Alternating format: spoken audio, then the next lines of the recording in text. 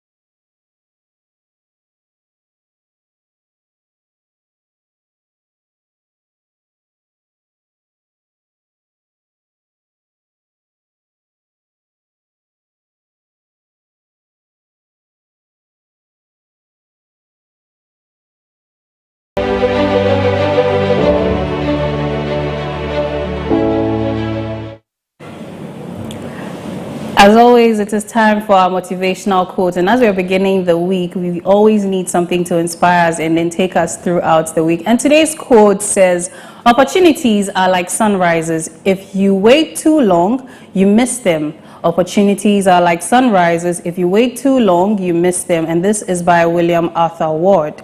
Now, this quote seems to be talking about the importance of seizing opportunities and very, very promptly. Don't waste time over planning and trying to weigh the options. Sometimes you just need to seize the day, as they say, carpe diem. So let's take a little bit about William Arthur Ward here. It says here that William Arthur Ward is an American writer, pastor, and inspirational speaker. He was born in 1921 and died in 1994. And he's best known for his motivational quotes and writings, which often focus on themes like opportunity, attitude, and personal growth. Now, Ward's works aim to inspire and encourage people to reach their full potential. So with this quote, we know that opportunities are fleeting, and just like sunrises are very brief and disappear in just a few minutes, we can also miss our opportunities if we don't act promptly. And this quote encourages us to take proactive and quick initiatives and make the most of the opportunities that come our way. Now, what we can take away from this is that the first thing is the timeliness. So opportunities often have a very, very limited window, and delaying in action can also lead to missed chances. Now, the second thing we can take away is proactivity. So being proactive and taking initiative can help you capitalize on such opportunities. So when these opportunities come, you just need to think of what to do quickly to be able to seize these opportunities. And then the third thing is preparedness. Now, just as we've been praying for opportunities to come our way, we need to also ask ourselves, how prepared are we?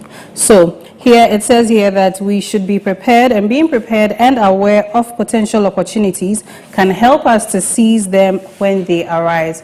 So now, in being prepared too also means that you are also on the lookout for opportunities, because there could be opportunities right in front of you that you are unaware of because you are not prepared. So, and I take these again, these key takeaways that we can get from this quote is timeliness, proactivity, and preparedness. So I hope that as you're going through your day, your week, and you're thinking about this quote, that opportunities are like sunrises.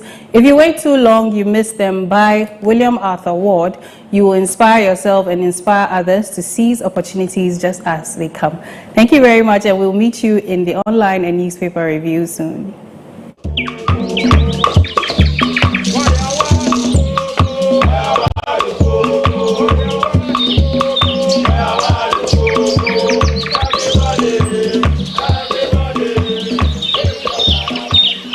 In a world where neutrality in the civil service is paramount, Ghana finds itself at a crossroad. CLOSAG says that a certain action should be taken, but government has to act on the basis of law. So we inquired as to what the premise for that demand is. They say if you wish to broadcast or otherwise manifest your political allegiance or run political office, step away from the services. This is Supreme Court talking. It's not CLOSAG speaking or Isaac Wampado speaking. This is the Supreme Court. The Supreme Court judgment on the landmark case of CLOSAG versus the Attorney General has set the stage for a profound transformation. Introducing Resetting the Civil Service. Tune in to be part of this change, because a better civil service means a better Ghana. I find it refreshing always when I remind myself of the profound statement by the eminent civil servant, Lieutenant Anankwa of blessed memory, to the effect that it is the perfection of the civil servant that will move this country forward and not the politician.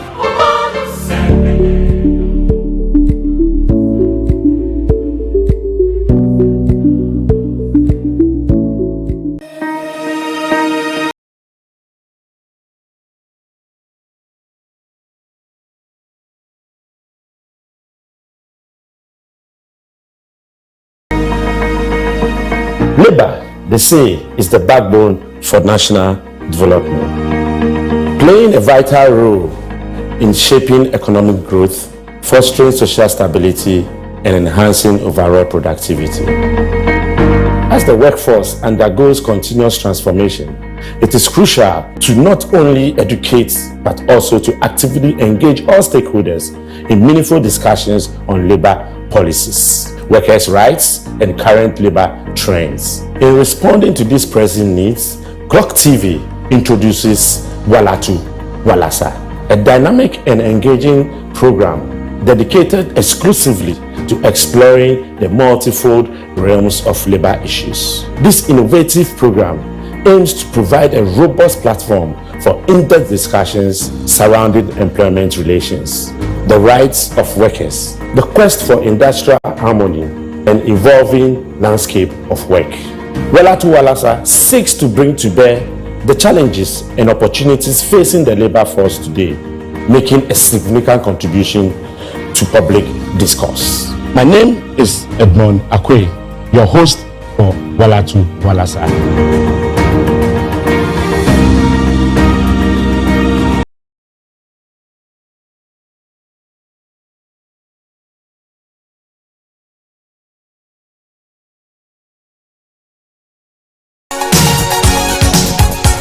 Hi music lovers, we are the CLOSAG Band. So get ready for an unforgettable music experience on our upcoming show, Happy Hour with the CLOSAG Band. We are bringing you a night filled with electrifying tunes, good vibes, and a whole lot of fun. Whether it's singing along, dancing, or just soaking in the atmosphere, we have something for everyone. Expect surprise performances, exclusive behind-the-scenes stories, and a chance to connect with us like never before. Don't miss out. So tell a friend to tell a friend. And join us for Happy Hour. Get ready to rock with us. Happy Hour with the CLOSAG Band. Sing, I don't wanna wait.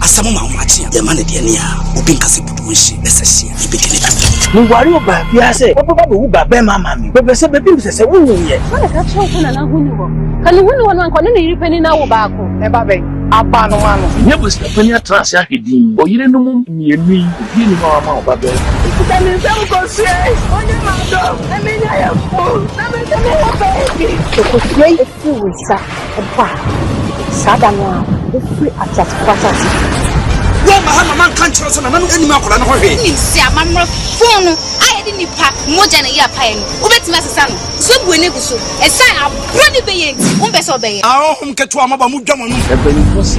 The beer at the end of that is one fun to her. Over the bank, our best son, a mamre. Nimpo, a mamre, and our son, what I say. This is how we do. M-I-M-I, Divalish, aka, you know the name? Ghana music has really been put in, has really been doing.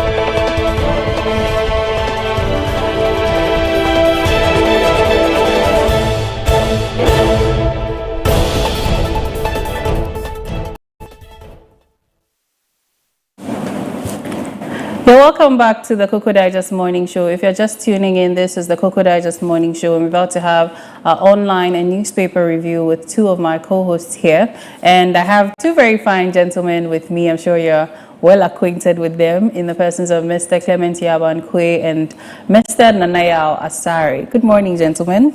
Good morning, Ria. How are we doing? By the grace, we are fine. Good morning. Good morning. So it's a new week. How has the weekend been and what's trending?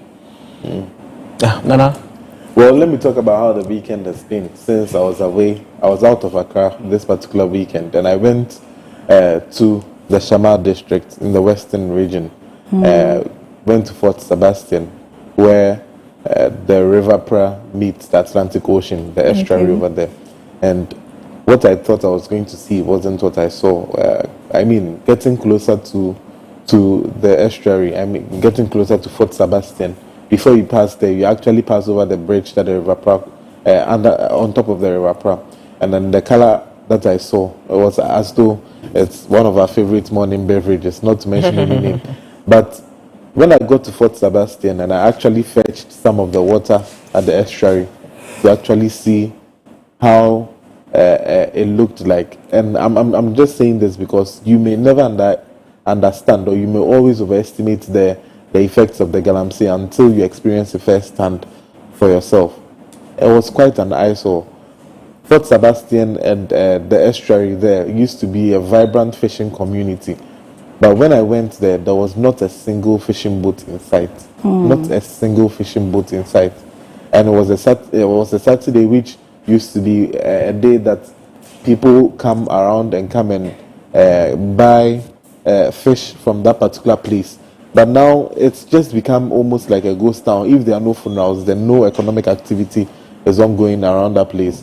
So it's very, very sad as to this weekend. I wasn't really happy. I was there on Saturday. I was there on Sunday. I took some videos. I took some pictures as well, so which I'm sure will be shared with us shortly. But the galamsey menace, I think it's time that we all call for a state of emergency. Judging by what I saw when I went there, it was quite an eyesore. It wasn't good. Once blue, vibrant fishing community has become, the water is brown. You can't even. If you see things for yourself, Clement, you realize that even the images online are even appalling enough. I wonder how it is seeing it, in person, or as they say, feel. And you could see some children were even going. When you look at that particular community, and you look at the kids that are coming, most of the kids that are there, not most of them, but you can tell that one out of, let's say, 12 children has a certain sort of disease, if not an eye, a cataract with the eye, if not maybe walking in a certain particular kind of way. And then you can always you can trace this to the quality of the water that they are taking, because their farm produce, everything is being fed by this particular water. And yeah, drinking or eating food that contains cyanide, that contains mercury, that contains all these dangerous substances. It's not a good thing, Carl. It's serious. And I mean, doctors have come out to say that these contaminated water bodies are contributing largely to a lot of birth defects and other grave, illnesses in our bodies, even organ failure and things. Because I remember we spoke on renal diseases here on the main discussion some time back, and the fact that the body has its own way of filtering out certain chemicals in certain quantities, but considering the amount and I think the sizes, it's going to take a toll on a lot of people's livers and kidneys and things like this. And I mean, this report, it's very instrumental. It's here to remind us that there's a lot of work that needs to be done, a lot of awareness needs to be created. And I think, yes, Nanel has a report on that, so we'll be taking that shortly. So what is also trending on your end? I wanted to say something about Nana's on before I go to mine. When you go to Shama, that is where I grew up from, Shama district. So I attended Fort Sebastian, right? Oh, yes, I attended Shama Senior. Okay. In I passed by your school. So, exactly. So I know that area very well. River Pra passes through before so stretch. There's a bridge that place. So when you are going, you see that the River Pra is brownish, very brownish. When you go to Shama, there is a place where the sea and the River Pra meet. That's the estuary. Yes, that's where they meet. Initially, as Nana said, the color of River Pra was not brownish, because those days I remember we used to swim. Yes, I remember we used to swim River Pra. But now you can't do that anymore. The whole reason why we are saying this, as Nana said, is as a result of this galamsey. And River Pra flows from somewhere to Pra, so through the Boise, Wasa East, through all this enclave, then it finally lands in the sea. So what we are saying is issue that is coming somewhere in the forest, even where recently the national security burnt down one village called Abu Yinkran. Yet it's straight from all that place down to the sea. I believe we will get more into that story when Nana's report is actually shown on the screen. Okay, so like I mentioned in the intro, that we'll be talking a little bit about Mpox, formerly known as monkeypox. We have Dr. Gregory Apigi Apam. He is a clinical pharmacist, oncology pharmacist at the UGMC, and he's the founder of Connect with Dr. Greg podcast. And he's on the line. We're going to be finding out a little bit about Mpox and what to do. Hello, Doc. Good morning, and thank you for joining us. Hello.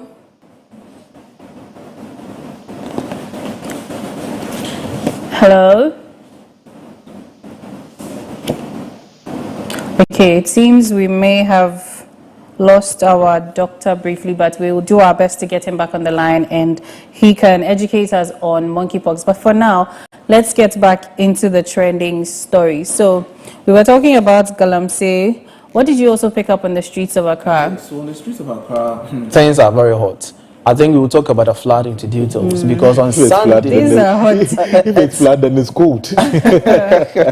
Because on Sunday, I was going to Madina's at around 2:30, but it started raining at my place very early, around 20. So I was like, let me just hold on for a while. By the context of your place, where is your place? Oh, Sotium, just at Sotium Center Maria. It started raining in the area at 1. At 1, my place started around 2:20. Other places started around 3 and 4. You see, and Accra, I don't know how to describe this thing, but we will get into details. Let me just touch on GPRTU issue that there's going to be fare reduction. It said effective on Saturday, and it's 15% reduction in transport fares as a result of the cedi appreciation. We know when cedi appreciates, it affects all aspects of the economy, including the imported spare parts. Everything goes down. So yesterday in a meeting with the transport minister, they agreed that they are going to reduce fares by 15%. So we are hoping to see this effective, God willing, on Saturday. Our major concern is as a result of some truck drivers and mates who charge beyond the normal fares. Example, when you are picking car from Koko board, from Accra to Kaswa is around 11 Ghana cedis. 11 Ghana cedis. But around 5 p.m., you hear people giving you a new price. Some will give you 15 cedis from Accra to Kaswa. Some cars will even give you 20 cedis. And you have no option than to pay, because if you don't pay, you end up sleeping at Accra for that very night. So we are telling GPRTU and all the transport union that, yes, we really welcome this reduction in fares, because city has, but they should equally check their members who charge beyond the normal, because it affects. If the government is trying its best to make sure things calm down, then we should be able to also help our ordinary citizens as well. Along the same line, I know maybe I'll just hold my thoughts and let's get to the doctor. We have our doctor back on the line. Hello, Dr. Gregory. Hello. Hello. Good morning. Thank you so much for joining us. Hello. Hello, good morning. Good morning. Thank you so much for joining us this morning. Hello. Hello. Can you hear me, please? Hello. Yes, hello. Can you hear me, please?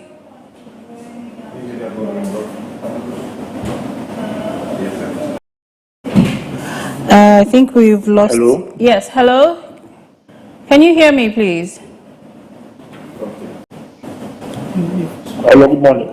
Good morning. Can you hear me, please?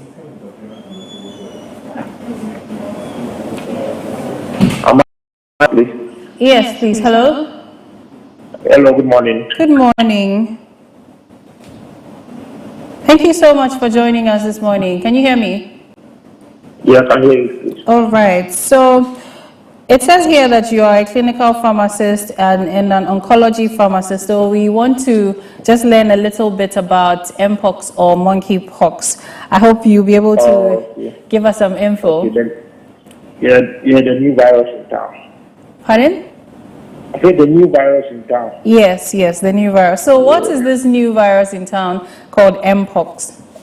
Okay, so mpox clinically is known as monkeypox, and monkeypox is infection, and it's a rare viral disease. So it's not one of the most commonest viral diseases, and it belongs to a genus known as orthopox virus. So viruses like smallpox virus are like its family members. So it belongs to the same family with smallpox, but the presentation of monkeypox is quite different from that of smallpox. And with monkeypox, the first. Okay, it seems we've lost the doctor again, but we will get him back as soon as possible to. Hello? Hello? So Yaira, you see, I think that we'll get back the doctor on the line again due to. He was talking.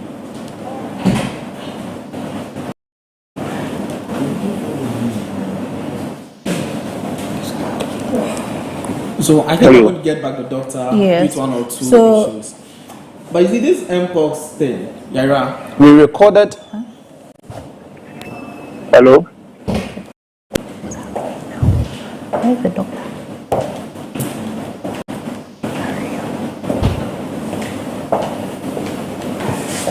Hello? I can't hear him. Okay. Hello? Hello, Doc. Yes, please. I'm here. I don't know if the man is talking. He's not talking. Hello, Doc.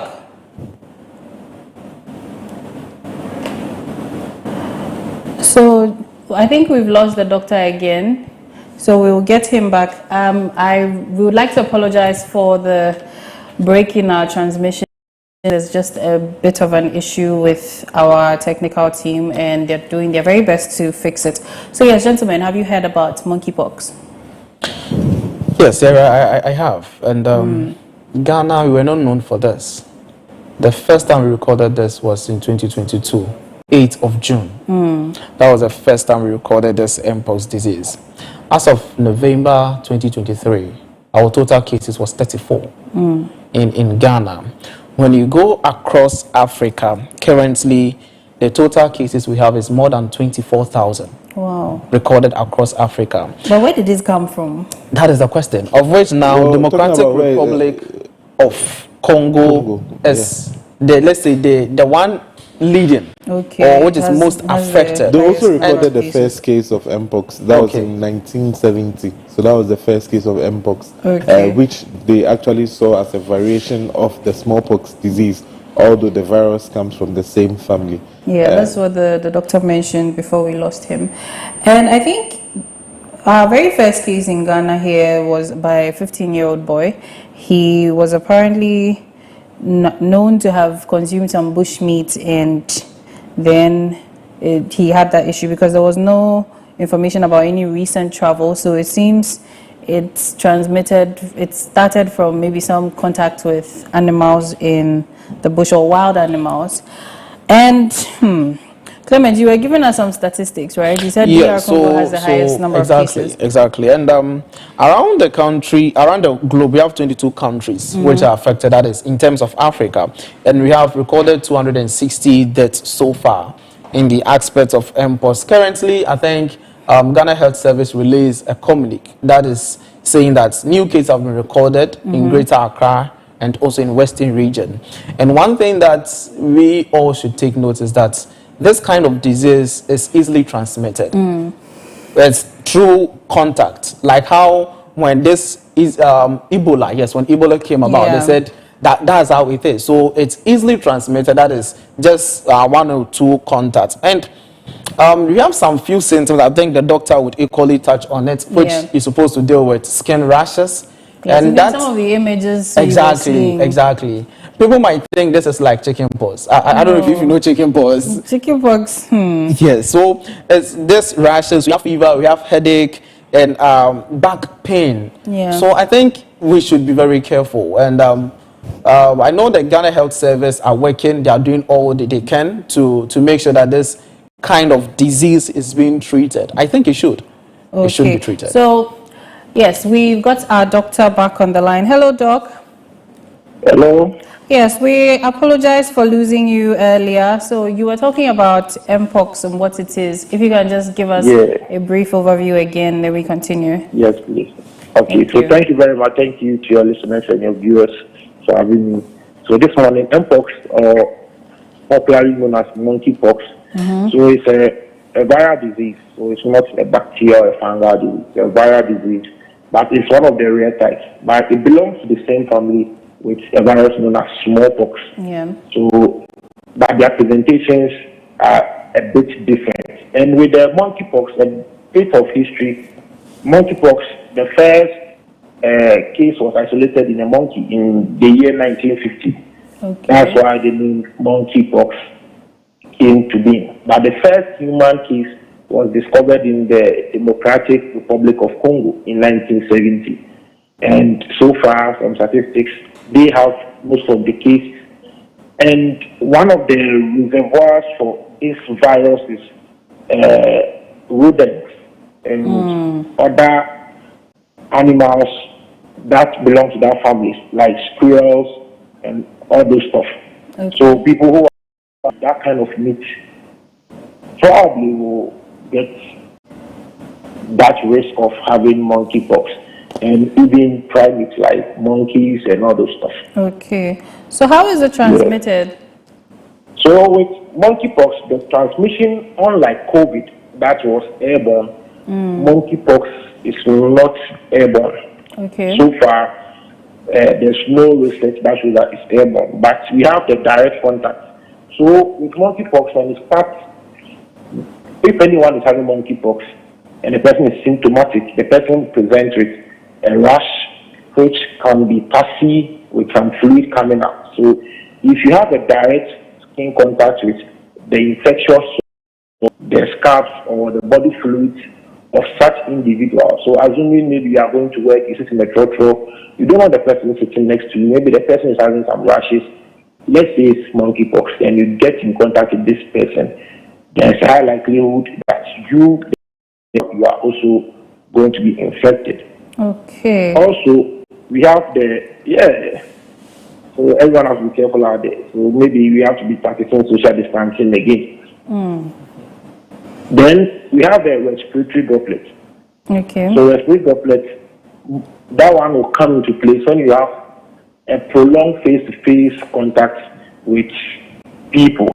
So maybe during an intimate session, deep kissing, during that moment, you can get the droplets from infected person into your system. Then you have contaminated objects. So assuming you have a friend, you have a brother, you share the same room with someone, let's say chicken pox. We always say that if someone is having chicken pox in the house, maybe you want to isolate the person, you don't want the person to share the same bed sheet. This also applies to monkeypox. Okay. So if you share the same beddings with someone, maybe you share the same clothing with someone who has monkeypox, especially with the rashes and with these leaky rashes, you are high likelihood of having the infection. Okay. You are also going to get. So how then we have the pardon? I wanted to ask how we can identify some of these symptoms of monkeypox. Okay, so with monkeypox, these are it present. Unlike other rashes, if someone is having monkeypox, we have certain systems in our body known as the lymph nodes. Okay. So in smallpox, you won't have your lymph nodes swelling. So we have one around your shoulder, cervical lymph nodes. We have one under your jaw. We have one in your groin area. Then we have other lymph nodes. So first 3 days of having monkeypox, your lymph nodes get swollen. Okay. Then from 5 to 10 days, you now begin to present with the fever, the headaches, the muscle aches, the rash, which will eventually evolve. So that's how you know that yes, this is monkeypox. But the advice we always give people is that we know that some people in our communities, they are skin disease experts. You can just show them something and tell them, oh, this is chickenpox. But do not do that. If you think that you're having some rashes on your body, make sure you go to the nearby healthcare facility. Let them assess you. Samples will be taken. Then within 48 hours, the results should be in. Then you know whether you're having monkeypox or not. Okay, so Nanayo has a question for you too. Yes, Doc, thank you very much for the insight. But I've been told, or according to research, we've been told that there are 2 different types of monkeypox, that is, and all of them have different mortality rates when it comes to that. I don't know about that. I know that there is the clade 1 and then the clade 2 monkeypox. Can you talk about it a little bit? When someone gets diagnosed of clade 1, I'm hearing the mortality rate is about 10%. That is 1 out of 10 people that have that dies. And then the other one, the clade 2, is not much more as severe as the first one, which has the mortality rate of, let's say, 0.1%. So we want you to sort of enlighten us on that particular subject, so that it's not that when someone gets monkeypox, we are all thinking that, hey, the person is likely to die or something of that particular sort.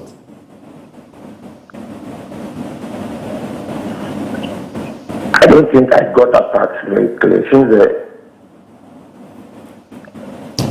Repeat your question. Okay, so yes, so I was saying that we've been told that there are 2 different types of monkeypox. There's the clade 1 and then there's the clade 2 with different mortality rates. Can you enlighten us on that a little bit? If I got you clear, I think you're talking about the types of all the stages. Well, according to WHO, it calls it the types, but maybe some also call it the stages. But we just need enlightenment on the clade 1 and then the clade 2. The voice is... Okay, so he's asking that it seems there are 2 types of monkeypox according to WHO, am I right? And one has a mortality rate of about 10%, and the other is about 0.01 or 0.1. Which one? 0.01. So the other has a mortality rate of 0.01%. If you can enlighten us on that, please. Okay. So we have 2 types. So we have so in viral classification, we have the clade. So the clade 1 is the Congo Basin clade. Okay. And that one has the mortality of up to 10% in past outbreaks. So that one mostly is found around Central Africa, the DRC, to be precise. And with that one, the symptoms are mostly extensive. So talking about the rashes, the lymph node swelling, the headaches, the muscle pains, the fever. It's not like the other ones. Okay. Then we have the West African clade, which mostly in West African countries, so Ghana, Nigeria, and all other West African countries. That one, the transmission is less efficient to human transmission. And that one, the last outbreak for the clade 2 was in 2022-2023. That's what just happened recently. Okay. Yeah, and that one, it spreads mostly through human, but it has been shown that the mortality of that clade is not as the clade 1. And currently, we are dealing with the clade 2, okay, the subtype B, which doesn't have much mortality like the Congo Basin clade, which is the clade 1. Okay. So what's the incubation period for the virus? So the incubation period, for the benefit of our listeners and our viewers, incubation period simply means the time you get an infection to the time that you begin to present with your first symptoms. So mostly it ranges from 5 to 21 days. Okay. But that's within the safe space. Mostly it's within 6 to 13. That's when you see most of the symptoms erupting. So if I get exposed today, you might see my symptoms maybe within a week to 2 weeks. That's or a week, less playing safe. So maybe in a week. Okay. So that also makes it difficult for you to even backtrack or contact trace. Yes, contact So trace. I mean, I got exposed today, and I'm getting my first symptom next week Tuesday. Between that time, I will have come in contact. Yeah. It will not be difficult for me to ascertain who did I come in contact with to get this viral infection or this monkeypox. Okay. So quickly to wrap up, is there a vaccine, and if there is a vaccine, if yes, how do we access it, and what are the treatment methods for mpox?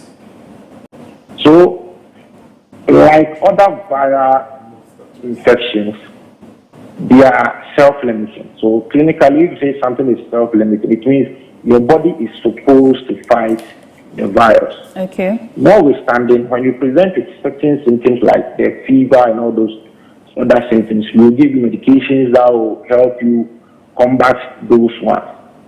But currently, we have also a vaccine for monkeypox. So there's a vaccine for monkeypox currently in DR Congo. They are in active vaccination. Okay. And areas like Nigeria, the last one I talked, Nigeria has their vaccines, but they've not started their vaccination. Okay. So there is vaccines for monkeypox. But currently, I think Ghana Service is preparing to maybe acquire these vaccines in country. Look at the spread trend in your country and your locality or your region. that will also inform you whether to get the vaccine or not. But there is a vaccine for monkeypox. Okay. And also, to curb down the spread of monkeypox, we advise people to practice good personal hygiene, hand wash as we were doing in COVID, avoid, if possible, close contact with people so you can avoid handshakes. So maybe you'll be going back to the elbow greetings and the face greetings. Then do not be touching your face mostly. And if you have symptoms, if you show that you are sick and you are presenting with some of these symptoms that I've elaborated, then you need to check in at the nearest hospital. Then we can know that whether you're having monkeypox or not. Right. And also, there are a particular group of people who are at risk, high risk, mostly people with compromise, i.e. people with chronic conditions like diabetes, people living with conditions like AIDS, people with tuberculosis, the children in our community, pregnant women, these group and the elderly, this group of people, mostly their immune systems are not like the working force. So such people are also at risk. So if you belong to such groups, you have to make sure that you heighten your personal hygiene and other preventive skills, which will also help keep down the spread there. Right. Thank you so much. This has been very, very educative. We hope to have you here on the main discussion one of these days to give us extensive information on diseases like this. And we are most grateful for your time. The pleasure is all mine. Thank you very much for having me. Thank you too. So we have a few comments here. So Edward Nanaya Asante says, hey, Asemo. Then Wilson says, how possible this okay, I think he's trying to say, how is it possible that these kinds of diseases can spread from animals to humans? Oh Lord, are we safe on this planet? So the history behind the disease was in 1958. There were some group of scientists once again who harbored some monkeys to do some experiments on them, and then just as we saw with COVID, all of a sudden the disease comes and then affects one of the monkeys. So that was the first time it reared its head, and it's been harbored from animals to animals until in 1970 we had the first case being recorded on a human. That's in Central Africa, when it happened in DR Congo, and then from there it's been moving from strength to strength. That's happened in almost all over West Africa. Most of the countries in West Africa, and when you look at the trend too, it's actually affecting the English-speaking countries in West Africa mostly. So I don't know whether don't start any conspiracy theories here. Whether it's the Brofo thing. Anyway, hopefully our scientists will do the best they can to get us the medications and needed vaccines to keep us safe. We also need to play our role in keeping safe, social distancing, avoid too much contact with people, wash your hands, personal hygiene, all of that. So Nanaya's story on Galamsey, can we take the report? Just behind me is the River Pra estuary. That is where the River Pra meets the Atlantic Ocean here at Shaman, very close to Fort Sebastian, where this was once a blue and colorful scenery. But now you can actually see that it has become almost one of the big bowls of your favorite morning beverages. Yes, that's how it looks like. It looks like a very big bowl of Milo. And this is what Galamsey has led to. The destruction of our natural resources. The destruction of the earth that the Lord has given us as a nation. This is what we've turned it into. Destroying water bodies. Now this used to be a very vibrant fishing community. But when you look over here, there are no fishing boats around. There are no fishing nets. There are no fishing ropes. Because the water has driven away the livestock in the water bodies. That's the Galamsey. If you should fetch a cup of this, you'd realize that the sea, or maybe you wouldn't even be able to tell whether it's the sea or it's Milo or coffee. This is how bad the situation is. You may never understand the severity of the issue when it comes to Galamsey than when you come and see things for yourself. So we just drove to Shama to come and see the severity of the issue of Galamsey. And I must say, I actually underestimated how bad the situation was. this should be a clarion call for our government officials, for the executive, for parliament, for the judiciary, and whoever is concerned to making bills come to the fore, to the fact that the Galamsey menace must end now. Wow, thank you so much for that report, looking sharp as you were reporting on Galamsey as well. So, this Galamsey issue, I think we've spoken extensively on it as a nation, as a people. We need to see more action. We need to see more feasible solutions, you know, because there are so many factors contributing to this. I remember we even had allegations that some of our leaders and some prominent people, influential people, all have hands in it secretly, and all of these things need to be checked to be able to do something about it, else we will just keep talking and talking and nothing will happen. Now, yes. It's serious though. I think maybe the next thing we should do is that whenever any of the leaders who are responsible for this come to the fore, whenever they ask for coffee in their offices, maybe we fetch a cup and put it beside them. Oh, when they have have been samples of this taken to the grounds of Parliament a few times. But still, there's no action. I remember during the protests, some people actually put together Galamsey pure water and were selling it so that they could create awareness on the reality of what could happen to us. But I think they were shut down by FDA or so because it could pose a risk to our lives and things. And I think right now it's more about the action and the solutions to this, because people know as to whether they care. Because I always link it back to poverty rates.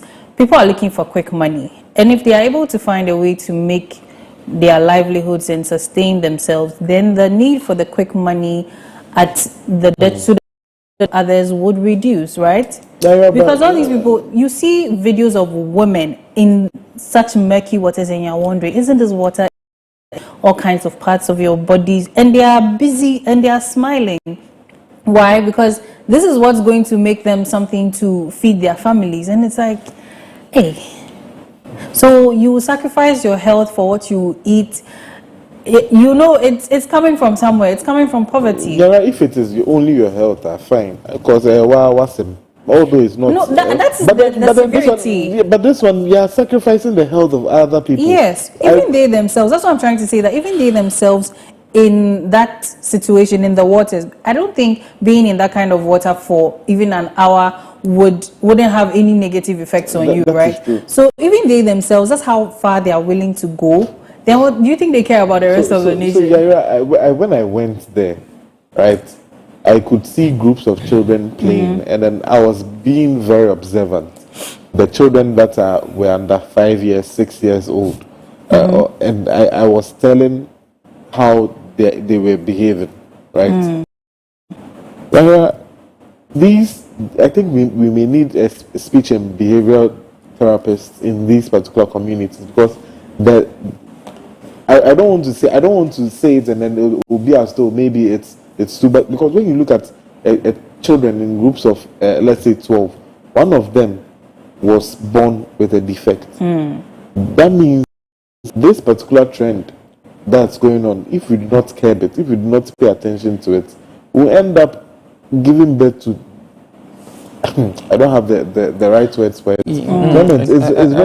It's very serious. And thank God that you schooled not far from that place. It's just about 500 meters away from your school, and it's a very, very serious issue.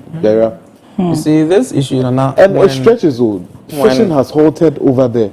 I mean, we saw the data that about 60% of our water bodies have been affected, and I think everybody at some point needs to see it for themselves. That's the point I was coming to. Okay. You see, when we don't have a feel of it, you might think we are just talking. When we have media coalition against Galamsey was talking, people were saying they were doing politics, people were criticizing them, people were saying lots of things. Because you are in Accra and you can afford bottled water. You can afford even to import water from outside country if situations should come up. When you go down to the village where some of us come from, you get to know that our source of water is just the stream. Our source of water is just what the Galamseyers are destroying. Our source of water is what, as it has been reported, that some even government officials are engaged. They are in Accra, but they are investing in Galamsey and other things that like this. I always say that growing up in Biposo, also in Shama district, and exactly, we were swimming the River Pra. It was a nice moment, but now you can't do that again because of the kind of disease careful you would get. And visiting in the village too, you could see we fetch, as I said, you fetch water from the stream with a leaf. You fetch the water and you drink and you continue your journey. You can't do that anymore. So when people are out there and others are talking about Galamsey issue, they think, sorry to say, it's never like that. They should also equally go down there and see. I thank God that Nana went to Shama, and look at how Nana is speaking. You see, he's speaking out of himself. You could see he has got the exactly. Yes. So some of us we know this, and when you talk about it, people think that you don't know what you are talking about. It's just out of politics. It's not politics. And you know, it is a reality on ground. As you mentioned that people are able to afford bottled water and all of those things, to what end or when does it become these companies' problem too, because they are also using water here? At what point does that even become like, okay, now that we need to even question that, okay, these bottled water companies or these water manufacturers, where are they getting their water from?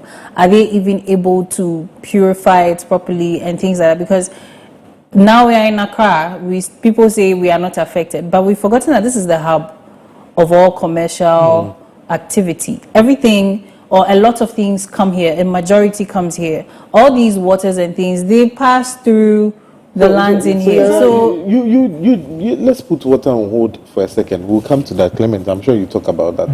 But let's talk about, I saw trucks also carrying foodstuff from the farming communities over there. Now, you would think that, oh, the water they insulin the men or the water I'm not drinking. But the foodstuff. And there's the same water laden with mercury, laden with cyanide, laden with all other minerals or poisonous substances that are being used to water your pineapple, to water your mango, to water, because that's healthy what living will also become costly. Yes, who could this salad, those areas. What I saw was pineapples, mangoes, carrots, oranges. Now, these fruits, the majority of them come from this particular area and then region, not only the Shama district, but the environs in and around the Shama district. And once you think that, oh, you are immune to that, and then you can you can buy your bottled water, and you go and buy some drink, or you go and buy food stuff from the market. You don't know where that is coming from. Exactly. And you consume it, and then that could have an adverse effect on the child that you are going to give birth to. It was quite an eyesore when I saw children, through no fault of theirs, having cataracts, having Era, you see, Nana is speaking with so much passion, and I think the visits need to be scheduled. People need to go there, even if at this point it becomes a tourist site. For some time, yes, it will look like it's a controversial thing where people are now being tourists and things. But after some time, all the story, everybody will start speaking out of But you see, the whole issue is, Nana, our people don't know about it. They go there for campaigns.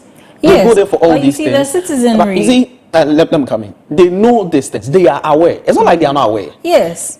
The former president have been to Shama before. Current president have been to Shama before. Current Shama MP is the Minister for Fisheries, Honorable Emilia Atta. She's doing well. And the whole issue, as we said, it's not in the Shama community because it's the environs, it's the area from Chufu Praso, Chufu Atemokwa, from Dabuase, from all these places are affected by Galamsey. And if all these places, they cause, they pollute or contaminate the River Pra, then it flows to Shama. That is where they see it meet up. So at the end of the day, it is like those in Shama are more affected because of how the situation is. But we want the Minister for Lands and Natural. They have river guards that they said they are going to let them guard the various rivers we have. So we want to see all these things in action. And so that, as we are saying, people should go out there, especially to Western region, and witness this for themselves. And they will understand when some of us are talking about this Galamsey issue. Yeah, you know, I'm also saying that because of how Nanao's demeanor has changed. Now, if he starts an initiative, we know it is stemming from the fact that he has had a hands-on experience with it. So if most of us who are here in Accra and we are supposedly cushioned by the fact that we're not so affected, we get to see these things. A lot of people will start rising to do something, take action, and then help with, you know, fighting the issue. But if we decide to stay on Galamsey, there's also another issue we will stay on the floods. Let me just talk about this. And it's not as though the Galamsey sites are secret sites that are not very open to people. Very audacious behavior. Because it's close to the roadside. When we're coming, right? When you get to Elmina and you look at the water body over there, clean, blue, beautiful. There's also an estuary at Elmina. Just after you come from a hatchland and then you are getting towards that's a whole different thing. But then immediately you go to the western region. When you go, you see these narrow paths by the roadside, and then it's climbing up and down, and then you can actually see it from the roadside, and you know, and you ask, and then they tell you, oh, this side goes to this Galamsey side. It's in the open, so it's not as though we don't know where the Galamsey sites are, or it is hidden. You can see, and then even when I was going, there was a truck in front of me that was carrying well, it would be too hasty for me to say that. It's machines. No, it was machines, all right. They were excavators, but as to whether it was going there for a company that is legally mining or it is going for a company that is illegal mining, that's one thing that we have to also talk about. So it looks as though or more machines, more. They are procuring more machines for them to actually mine and do all these things. So if you want to, we saw that strengthening the currency right now, it was through the gold board that we are seeing some inroads in strengthening of our currency.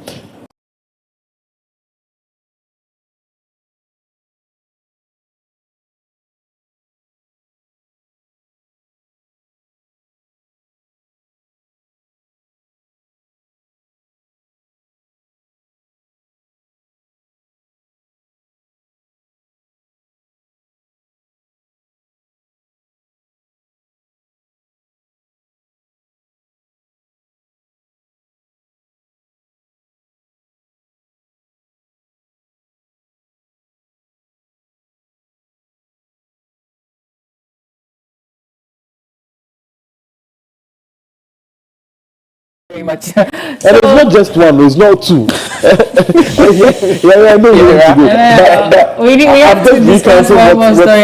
We understand you. Please go ahead. Yeah, so we have one comment here talking about the mpox, and this person says, according to my research on mpox, direct contact with the infected animals, such as through bites, scratches, or touching their blood or bodily fluids or lesions. Then indirect contact with contaminated material, such as bedding or clothing that has come into contact with infected animals. Hunting or handling infected animals, particularly rodents and primates. And direct contact with the infected person's rash, scabs, or bodily fluids, as the doctor mentioned. So yes, please keep that in mind. Now, the next story, which is likely to take the rest of the time, is about the floods here. So it says the Ghana Meteorological Agency has issued an alert as heavy rains and flood risk persists across Ghana. So the Ghana Meteorological Agency has issued a weather advisory warning of continued heavy and frequent rainfall across the country in the coming days. Now, this alert follows recent downpours that have caused flooding in several parts of the Greater Accra region, including Pantang, in Sawam, Lakeside, and Kaswa. Now, Felicity Ahafianyo, the head of the Ghana Meteorological Central Analysis and Forecast Office, emphasized the need for public vigilance and advised residents in the flood-prone areas to consider relocating for their safety. Ahafianyo has explained that the GMET seasonal forecast has already predicted increased intensity and frequency of rainfall. Now, she referenced recent storms along the coast and in the Volta region as signs of this trend and warned that such conditions are expected to persist throughout the major rainy season in the southern sector. Now, she also encouraged the media to actively disseminate weather updates to help keep the public informed and better prepared. Okay, so I think this is in relation to the rain on Sunday. Yes, sure. Yes, and I think, do we have a video on, we have some videos on what's happening to some people, if we can take a look at those. So,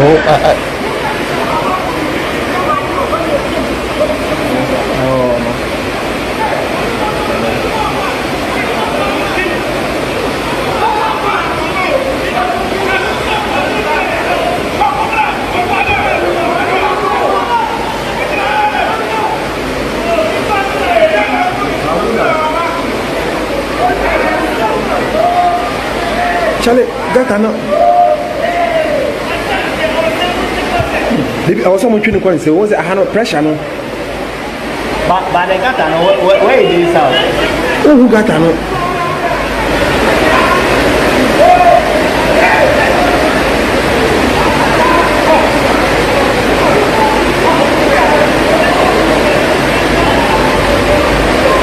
You know that I don't record sound.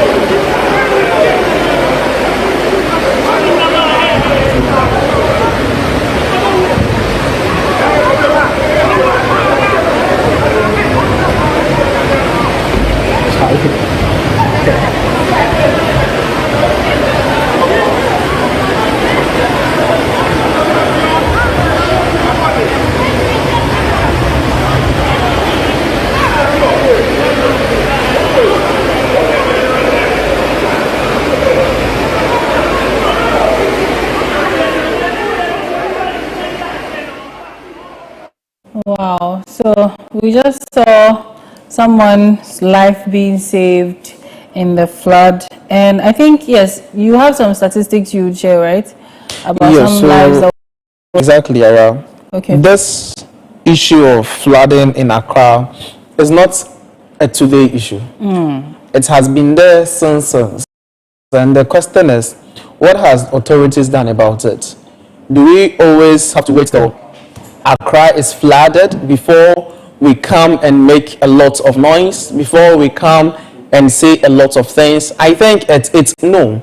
We need to solve the issue once and for all. Let's forget about whoever this issue is affected, and let's just face it once and for all, because this is not the first time, and this will never be the second time. I like what the president said during his speech at the Eid al-Fitr celebration. He said that he can see the flood or the rainy season is approaching, and he is going to say that every building which is built at waterlog or at waterways is supposed to be demolished. And I think that is a good thing that the government is supposed to do. And yes, Medina or at Adenta municipality, we had the likes of Minister for Works and Housing also visited Adenta municipality, and also the municipal chief executive was also there, because in Adenta they recorded 3 cases, and out of the 3 cases we had one man who died at Lakeside as a result of this flood. And when you go to a place known as Nana Chrome, also around that same area, we had a 4-year-old girl also was also involved in a casualty. So in all, the MC recorded or just confirmed that 3 people died in the municipality as a result of the flood. And I like what the Minister for Works and Housing also said, that they are going to demolish all building which is built at waterlogs. And also, after demolition, government is not going to pay anything to the owners of that building. Also, the authorities who gave that to that very individual to construct the building would also be held accountable. I think it's a good cause. And yesterday too, I heard the regional minister for Greater Accra also speaking on the same matter, that yes, demolition exercise is going to start very soon. But we want to know, when are they going to start? Because it's rainy season, as GME has come out to say that we are expecting more rains in this very season. So there needs to be an action. The action should be taken now.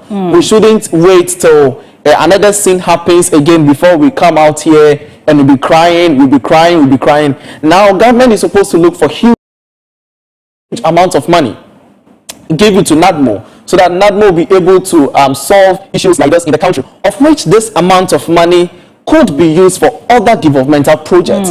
This amount of money could be channeled to our education system that we are complaining. This amount of money could be channeled to our health system. Look at Kolobu, the state of Kolobu. Look at state of our regional hospitals. This amount of money to be channeled there. But Ghanaians intentionally cause the problem and now leave it on government. You know that wherever you are constructing your building is waterlogged. So why would you in the first place go and do that? People, when you go to some part of East Legon, there is this new estate that you could say an estate developer, you know that place is waterlogged, but away from that, you have to just fill the whole place and construct your building. Why would you do that? You see, this issue of Galamsey, we are complaining. Aside the Galamsey, these are the issues that people are also doing, which is affecting ordinary or innocent people's life. Now, a young girl will just rent a room, furnish the room, and he or she just wake up early in the morning and realize situation like this is happening. So the question is, where are we going to? Where is Ghana heading to? So I stand to say, yesterday in a report by the Ghana Hydrological Authority, that is the one director in charge of drainage, in the person of Richard Amako, who said that in their investigation, they go to realize that the unplanned building or building at waterlog is one of the major causes of Accra flooding. Because drainage system, we know they are doing well. When you go to the Kaneshi side circle, there's a drainage system over there. So the question is, why will you build at a place you know is a waterlog? Surprisingly, on Sunday, straight from Awodomi roundabout to Awodomi cemetery, the road was blocked. Car cannot go, car cannot come. I saw exactly. So I have a question that the contractor, the engineer, at least, sometimes issues like this, we should hold them accountable. You know that places like this are just flat areas. So if you are constructing the road, let's see that you put better drainage system in place. If the drainage system you actually started with can contain the water or the amount of flood that would flow from, there should be a better thing out there. We shouldn't construct it and later on with amount of money and now start the process all over again. Even if it will take to do a better work, I think let's do that rather than we do this. My problem even starts with the owners of some of these lands, right? So this is not an attack on any of the chieftaincies and things. An owner of the waterway. So exactly in what we have in our Ghanaian system, we know that certain monarchs or chiefs and things like that, they own certain stretches of land, or even families own certain stretches of land. Now, if there happens to be some part of these lands that are waterlogged or waterways where water is supposed to flow, they are aware, they know. But because they want to make money, they still, demarcate these lands and sell them. We are in a situation where there's a lot of urbanization of Accra. So people are in Accra here, moving to Accra for greener pastures and want to secure land or, secure their lives here in Accra. So somebody is looking for land to buy desperately. And you go and see the land, they say, oh, I'll put stones, I will do this, I will do that, just to be able you're to... better feeling. Yes, you're better feeling, just to be able to build and decide to, what was the word, establish a legacy here in Accra. And this is to the detriment of themselves and others as well. Exactly. So it starts from there, that, because I think when you go and buy your lands and you get your indenture and all these documents and things, there are demarcations as to the roads and things like that. So of course, there is information on which parts of these lands should be, these parts, the parts of the lands that are viable for building and which ones are not. And our people know. They know. So yeah. Nana, let me say something before you come Yes, in. please. Yaya mentioned the aspect of kings and this sensi issue. I just want to say this. Yesterday, a report from Koko Municipality Assembly says that the MC has demolished a shrine built on a waterway, and the land, according to the MC report, was given by the traditional authorities, but they know that place is kind of waterlogged, but they are building a shrine there. So the MC said no, it's not right, and yesterday they demolished it. So if they are able to do this to religious bodies, then they should be able to do this to the normal people, because I mean we are usually afraid of these traditional worship and things, and they've been able to demolish a shrine. Then I think the citizenry is not safe either. So if you know your house or your kiosk is in a waterway or waterlogged area, please start relocating, find alternatives, because the government is coming for you. So we were in this country a few years ago, and then we heard of the famous June 3rd disaster, which occurred as a result of flooding. May is ending. And we know that even when it comes to rains in Ghana, the May is just the tip of the iceberg. Yeah. Getting to the end of May, then you're going deeper. And then June, July, you're experiencing the iceberg in itself. Now, it looks as though we've become a reactionary country. If the rainy season was supposed to have started from May and then had gone through all the way through to November, December, then maybe we would have persisted with our action. But we know it's just for 3 months. So whatever we need to do to clear the water and do all those things, we'll do it. The next year, we'll come and meet the same problem. Albert Einstein said, insanity is doing the same thing over and over again and expect. There's also an issue of our sanitation. Why do we have drainage systems and they are clogged? When our roads are constructed, there's still sand on the road. Then the water. So after the building in unauthorized areas. Now, when you look at communities that are well planned, for instance, Nanakrom is a fairly new community where we heard the unfortunate demise of a 4-year-old. East Legon Hills, fairly new community. Santor, all those areas, fairly new, because when you compare that to the typical Dansumans, the typical cantonment. What is the reason it is fairly new?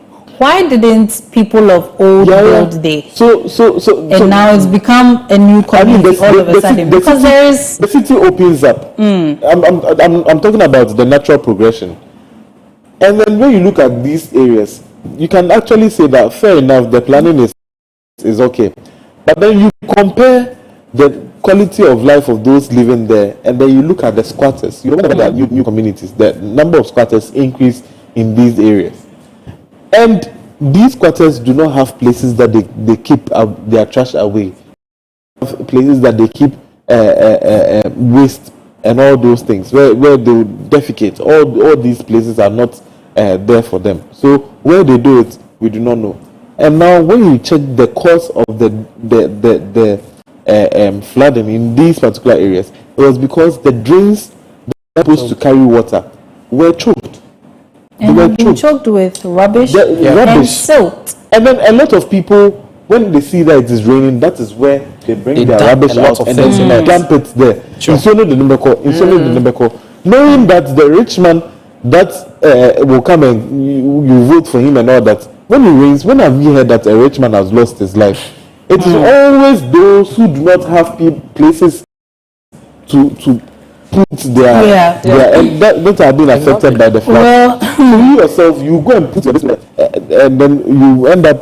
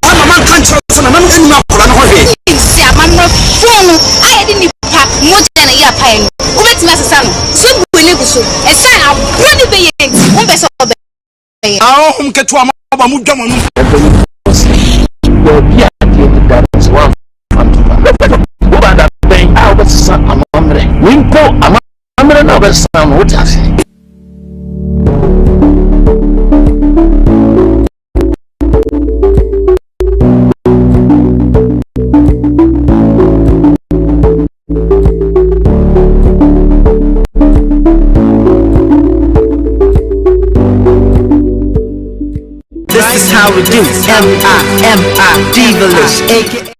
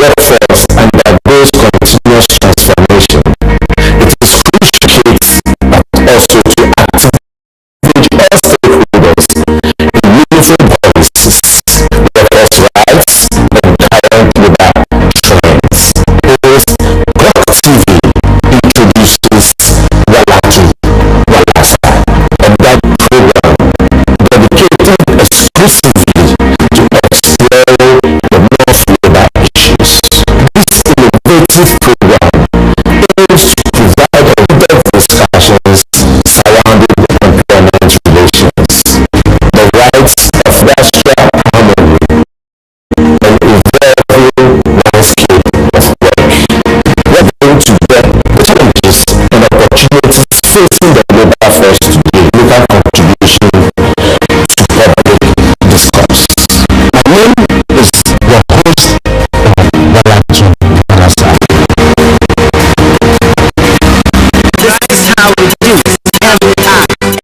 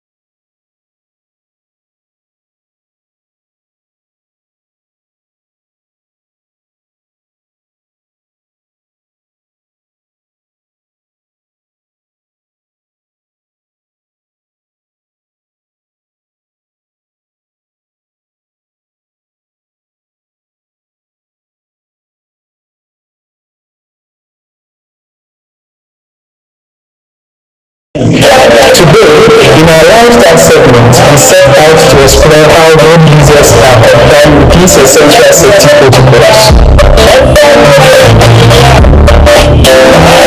My name is Miriam Abna Adede. I am a driver, and I know that road signs are very crucial in ensuring road safety and also preventing accidents. I know they also provide vital information to road users, pedestrians, and directions, and also how to navigate potential hazards. That is why today, as part of the lifestyle segment, we are here at the Koko Training School to get to know some of the meanings of some of the road signs we see on the roadside, and also have some interactions with our road users to find out if they truly understand some of the road signs they see out there. This promises to be an exciting time here with me, Miriam Abuna Adede. Join me as we explore today's segment.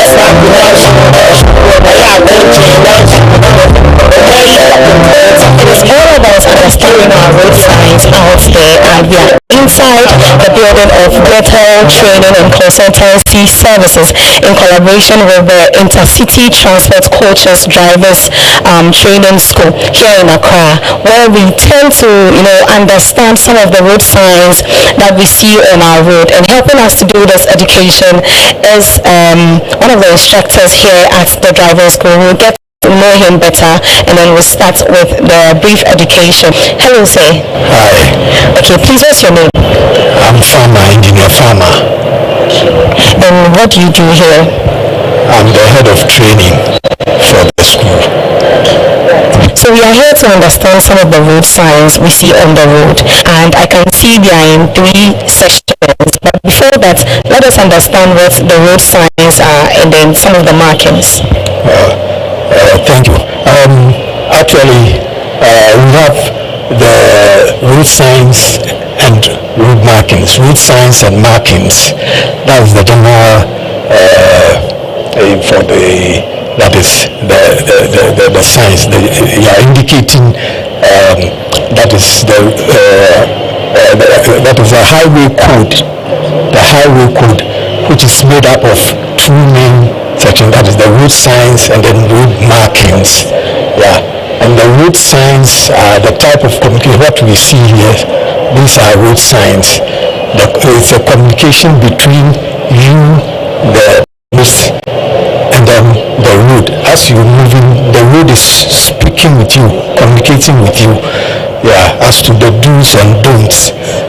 And aside the road signs, we also have a similar thing which is imprinted on the tarmac road surface.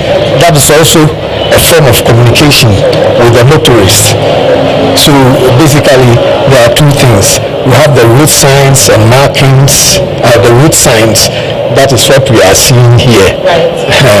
Thank you very much. Now, someone will ask, if we're talking about road signs, then they should be put together, but why are they separated? Because I can see warning signs, mandatory signs, and then prohibitory signs. If you can take us through them. Okay. Well, this is what we have as the road signs. The road signs. They are signs that are mounted by the roadside, or at the junction. Communicate, like I said earlier, communicating with you as to the do's and don'ts. And these ones, the road signs, are usually depicted with a red triangle, equilateral triangle, and the kind of warning is indicated in the middle with the white background. So what we see here are the type of warning you are being advised. Yes, warning signs. Yes. No, this one, the triangle is representing what the danger you are likely to fall into. So when you see this one, it's a kind of warning to the motorist, and the kind of danger he's likely to fall into is what is indicated there. If he doesn't pay heed to it, then he's likely to fall into it. Let's take a look at a few and then we'll move to the mandatory. So I usually see this on our road, bend right. Does it mean the driver is supposed to slow down and take a bend, or they have to get to the junction before they take a sharp curve? When you see this film, it's a warning advising you to slow down before you get into the bend, because you can't speed, you can't bend while speeding. You can be thrown off guard. So when you see the sign, it means I have to be careful. So I need to slow down before I get there. If you wait till you reach there, you can topple the, you can. Okay, what about any of the signs you would like to talk about?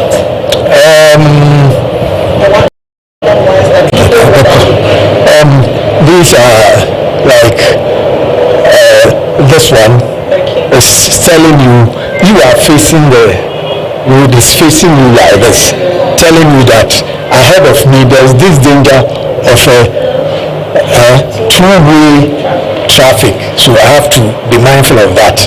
Other people are also using the other lane, so I have to be mindful of their presence and act accordingly. So that is it. This one is also a warning sign telling you that the road you are traveling on, yes, it narrows as you move along.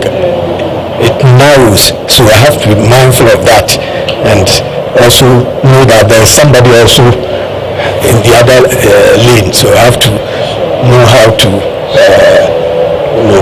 progress within that area. Okay. I think that is well understood with the warning signs. Now let's move to the mandatory. I know when we talk about mandatory, something is mandatory. It is by force. No, you don't have any other option. You follow what you see there. That is what you have to. So we can see the stop.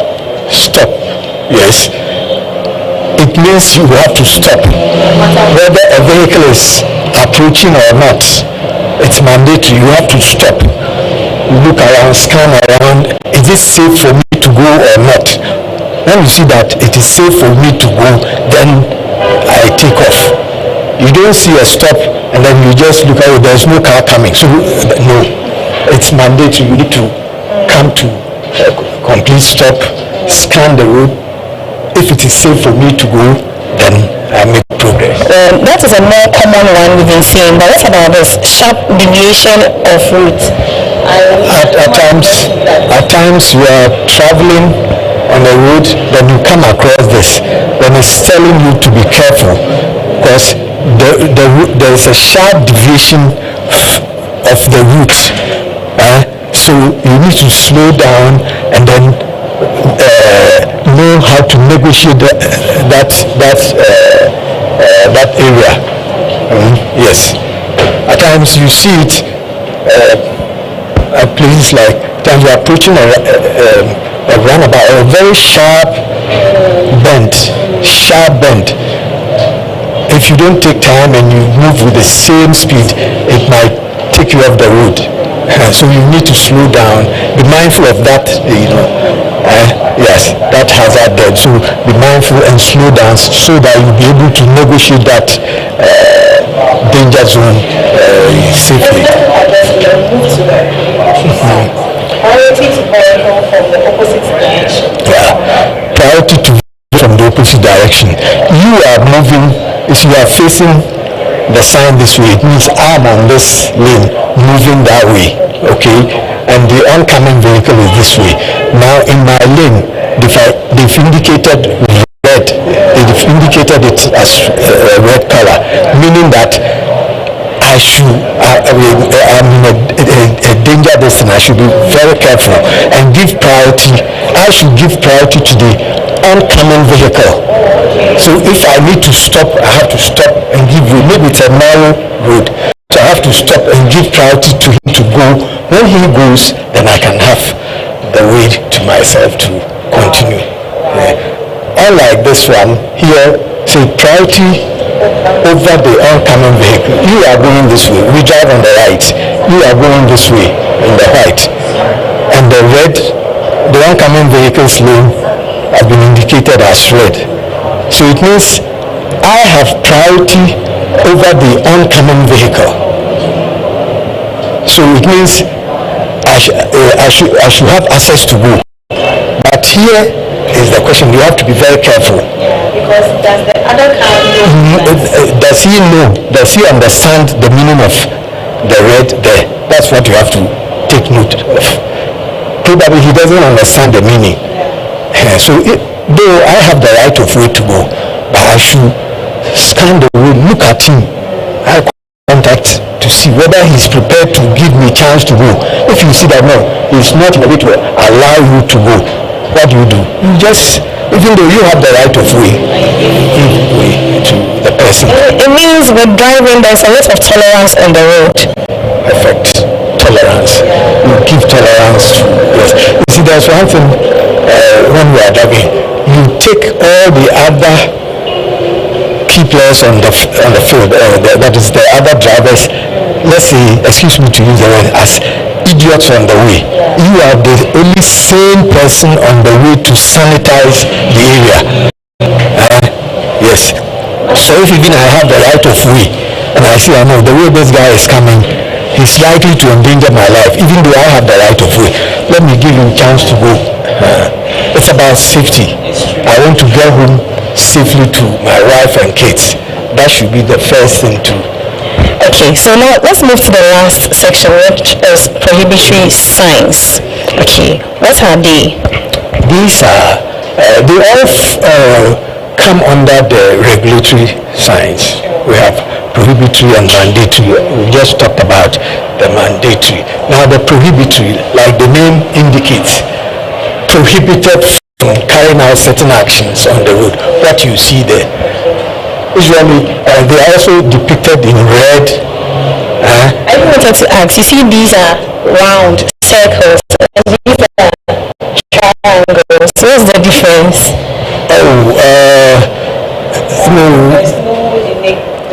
We wanted to differentiate that from this one.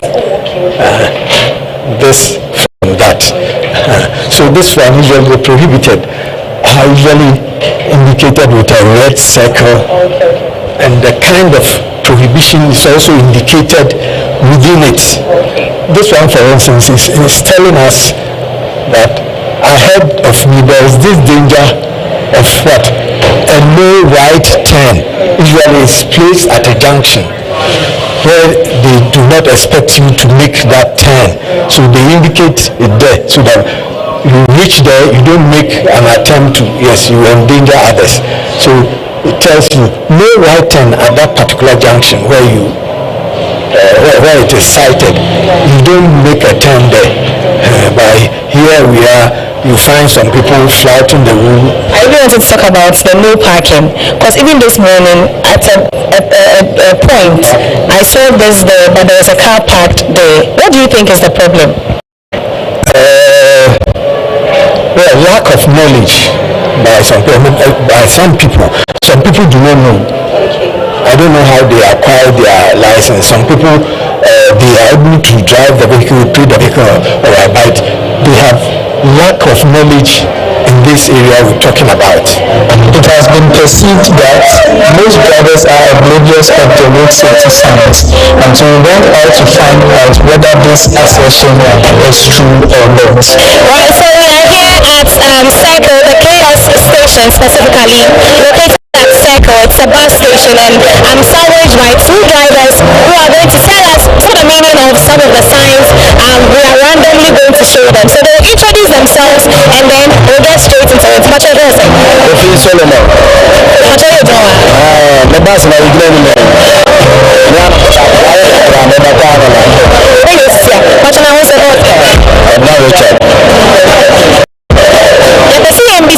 Road signs na ewo kwan ho no what you say ana and then a trauma, like who road sign I then a catch up. What's on the lesson? Nakasa, what's on the leader was Kasa. A two road sign now. I know that's why the video would be a video or some road sign at it.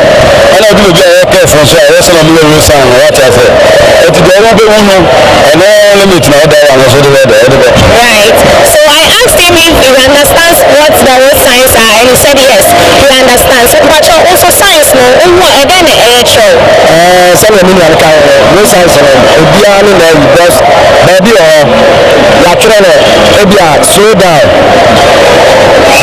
Now slow down, or that's after 50. She was said you now person natural and a baby or a person actually slow down and also but I'm telling you, I'm cross on the car.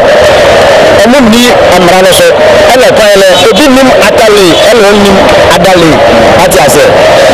And then say, Casa can say, I know I don't mean to speak, baby or Pana. I ain't really, I was a woman, we are going to move to but whatever the third line, I was a while to this speed after the color.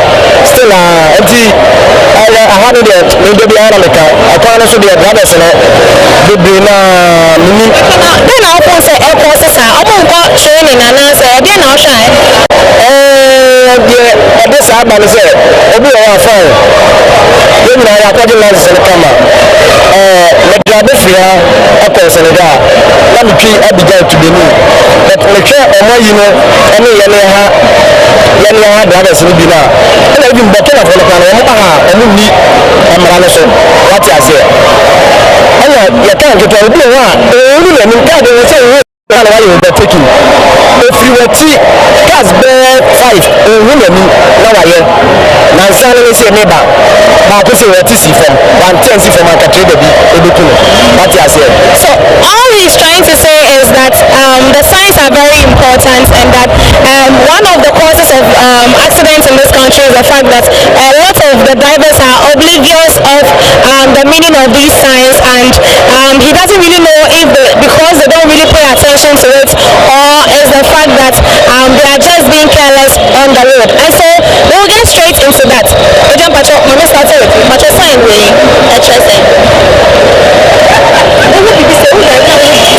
BBC 70 and I said 70 and I said better now to 40 now and also where you like I must be about 40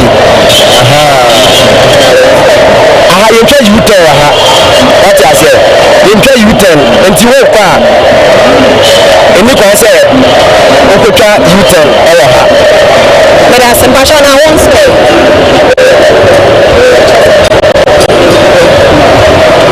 we need to say keep left. As I say, I'm not so over down to the right side, and that's what I say. On left side, we need to look at you carefully. Yeah, that direction this is the same thing. We know it's all about What's an outdoor drivers? I made them out of driving school. Now and then I will see a driver and I will know life. Made them sure driving between the trains and my will be. To the time I'm in the corner, 1990, the general is 2 cities. And I'm a driver, they see that. The time can't you be the other. May not put them beyond that. They'll send you and say, we took an hour, we're going to feel. And I'm a girl, so mental, I can't read that there. I thought of my Nippon book, my Pafano, but also, let me know the US. See, they be an American. Better Kakra, where they are tired. Mekera, KS, and also I had a DD, the drivers will be out there. They be on a track and a foot you can say on my foot you send a bear. I say to you, but a new place I will pray. Accident, what I said. So I asked him if he ever, got trained in a driving school, and he said no. He wasn't trained in a driving school, yet he has his license. He's been driving for so many years, and he has never had any accident accidents on the road because he's always careful before he takes off on the road. He's very, very careful.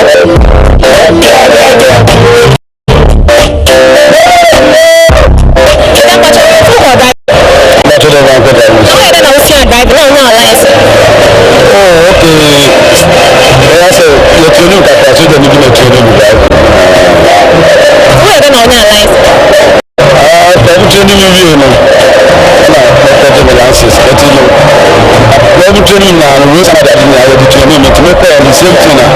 We decide that we school and it is how to have a video and which is what driving how many years?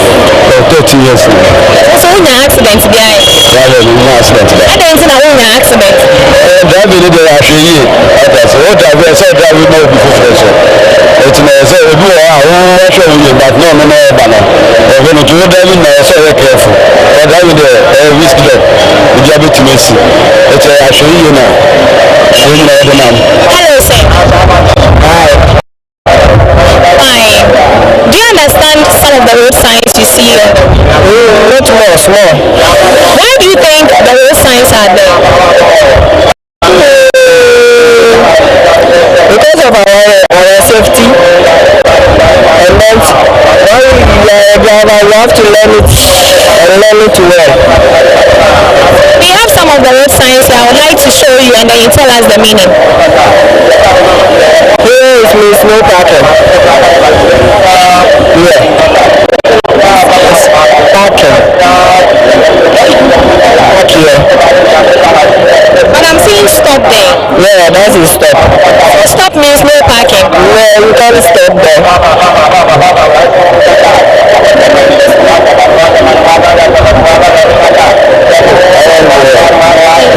No entry. That means there you can enter in there. Okay. Here is where we are going, maybe 100 to 60, 80, 60, 80, 60. Okay, that is the small base case 100 or 60. And the long bus is 80, 60. Okay. Did you go to a driving school? No. How did you learn how to drive and then get your license? Because the mates. You are a mate? Yes. You are a mate, not a driver? I am a driver now. But you were a mate? Yeah, I've been following mates before I learned the driving. Then I know how to drive them before I collect. How long have you been driving? 15 years now. Have you had any accident? No. No accident. Thank you very much. Do you see drivers obeying the road signs or not? Oh yeah, I see a lot of it. I just see a lot of it obeying it, but a lot doesn't obey it. Yeah, so I would just say, in my opinion, I would just say that it's not all of them. Yeah, it's just few people. Yeah, that's all it. Yeah, that's my opinion. So we want to know how often do you think drivers obey road signs? I think it depends on the road sign. So something like zebra crossing, I don't think any Ghanaian driver follows the rules. So something like that, I don't think it's become a norm. So like even when you're crossing the road and the car is coming and there's a zebra crossing, you have to wait for the car to pass. So what do you think governments can do or authorities can do to ensure that? I don't know. It's a lot of work. It's a lot because it feels like the whole nation has to unlearn that thing before they can move forward. So personally, I don't know how they're going to do about it. Mr. Farmer, however, advised institutions and road users to adhere to road safety protocols and keep themselves updated with road signs. There's need to constantly, at least once in a year, you go and refresh yourself. You might have forgotten along the line. We have the DVLA, Road Safety Authority. They're all there assisting, educating people on the media, the radio and TV, etc., organizing seminars just to sensitize people to be aware of some of these things. And the training school are also doing their bit also helping with the education. But still, we have a lot of people. Yeah. Somebody says he's driven for over 10 years. Do you have a license? I don't have a license. And he says he's been driving for 10 years. Look at all this. All these drivers are on the road competing with us. See, so that is why we advise that periodically, truck drivers, taxi drivers, Uber drivers, we need all of them to come and refresh themselves.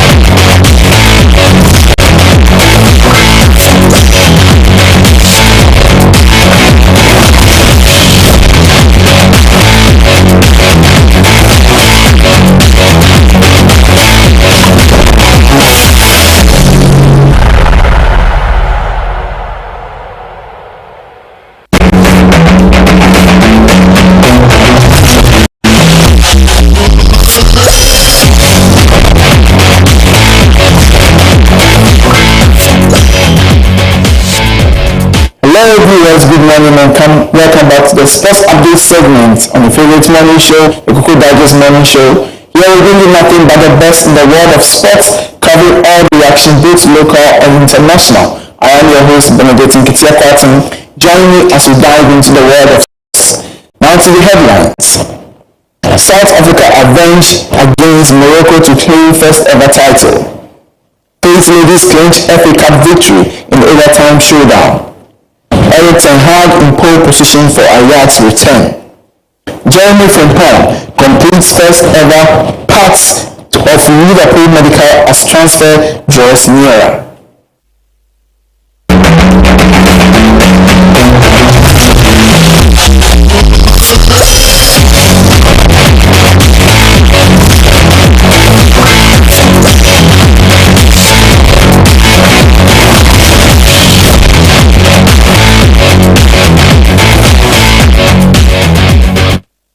To the main story. South Africa's under-20 team, Amahita, beat Morocco 1-0 in the final at Cairo International Stadium, winning their first ever CAF Under-20 African Cup of Nations. This victory especially sweet as it avenged the 1997 team loss to Morocco. Despite not being the favourite, Amahita persevered to claim their first continental title. Gomolemo Kakana scored the winning goal in the 72nd minute, assisted by goalkeeper Fletcher Smith-Lowe. Morocco had several chances, but South Africa's defense and Kikana's goal secured the win, even after a VAR review. Eight ladies won the Women's FA Cup, defeating Horina ladies 2-1 in extra time at the Madina AstroTurf. After a cautious start and a goalless 90 minutes, Horina took the lead with Joyce Atimbila's goal in the 97th minute. However, Erika Bin Apreku quickly equalized for Faith Ladies and then scored again in the 112 minutes to secure the victory. Despite Horina's efforts to equalize, Faith Ladies held strong to win the cup. Now to our international sports news. Francesco Farelli has left Ajax after finishing second in the Dutch Divisie due to disagreement with the executive board. Previously, the former Manchester United boss led Ajax from 2018 to 2022, securing 3 Eredivisie titles and reaching the Champions League semi-finals in the 2018-2019 season. Eric Ten Hag, who won the League Cup in the 2023 and the FA Cup in 2024, has been without a job since his departure from Manchester United in November 2024. Jeremy Frimpong is poised to become Liverpool's first signing of the summer, with the defender undergoing the first part of his medical. This move is set to bolster Liverpool's right-back options, especially after Trent Alexander-Arnold's decision to leave the club.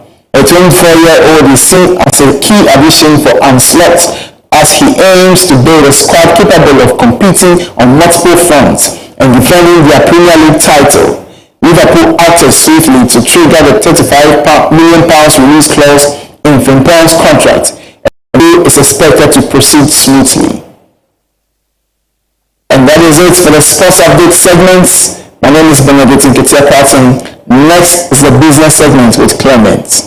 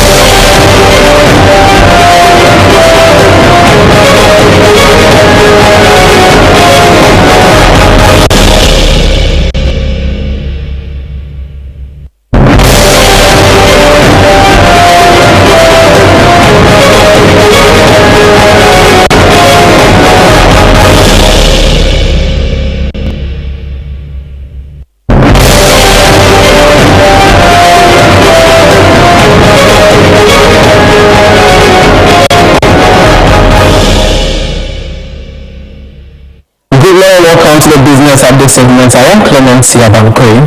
Now on to our stories for the day. Ghana's non-traditional exports reached $3.83 billion in 2024. According to the latest annual reports from the Ghana Export Promotion Authority, although this represents a slight 2.87% decrease from the $3.94 billion recorded in 2023, the export sector remains robust with significant growth in value-added goods. There are more to this story. This marks the first decline in 4 years, largely attributed to a reduction in iron and steel exports, previously key contributors due to increased production and logistics costs. However, strong performances in other sectors helped offset the decline. Cocoa paste emerged as the leading export product, with a 35.54% increase in value over previous year. Cocoa, butter, and shea oil also experienced notable growth, indicating Ghana's rising competitiveness in processed cocoa and natural skincare markets. Processed and semi-processed products made up 83.4% of total NTA earnings in 2024. Reflecting a continued shift from raw material exports to value-added manufacturing. Despite the overall dip, the variety of exports remained substantial. A total of 609 non-traditional products were exported to 152 countries by 1,543 companies. GEPA credits the sector's resilience to ongoing public and private sector initiatives, including infrastructure improvements, exporter training, and market development. Away from that, recent data from the Bank of Ghana reveals that the government has missed its treasury bill target for the third week in a row, falling short by 3.92 billion Ghana cedis. The latest auction saw a significant undersubscription rate of 58.67%, a sharp contrast to the previous week's full subscription. The government raised 6.68 billion Ghana cedis, but received only 2.76 billion Ghana cedis in total bids. Specifically, the 91-day bill attracted 4.36 billion Ghana cedis in bids, of which 2.09 billion Ghana cedis was accepted. For the 182-day bill, 731 million Ghana cedis was tendered and 513 million Ghana cedis accepted. The 364-day bill saw 216 million Ghana cedis in bids, with 150 million Ghana cedis accepted. This weak demand led to further decline in yields. The 91-day bill rate dropped by 5 basis points to 15.11% from 15.16% the previous week. The 182-day bill yield fell by 2 basis points to 15.68%, while the 364-day bill declined by 1 basis point to 16.79%. To end with, the Apostle Spare Parts Dealers Association has directed its members to lower spare parts prices following the recent appreciation of the Ghana cedi under President John Dramani Mahama's administration. In a statement, the association praised the government's effective economic measures that have strengthened the local currency against the United States dollar. This initiative aims to provide relief to customers and supports the government's efforts to stabilize prices nationwide. Chairman Henry Oshwe commended the administration's decisive actions and pledged the association's cooperation to maintain this positive trend.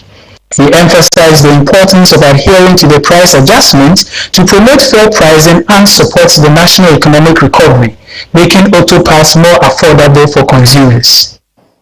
Thank you for staying with us for the business update segment. I am Clement Yabamko. Do enjoy the rest of the show.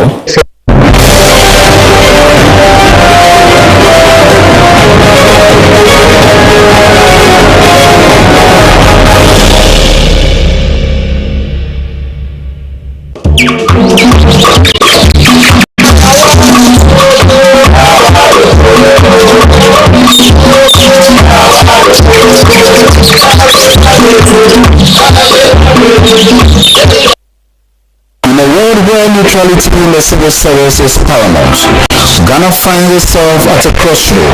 Once that says that certain action needs to be taken, but the government has to act on the basis of law. So we enquire as to what the premise for that demand is. So if you wish to broadcast or otherwise manifest your political allegiance or run political offices, step away from the services. This is God's talking. It's not Closer speaking or I say Baba speaking. This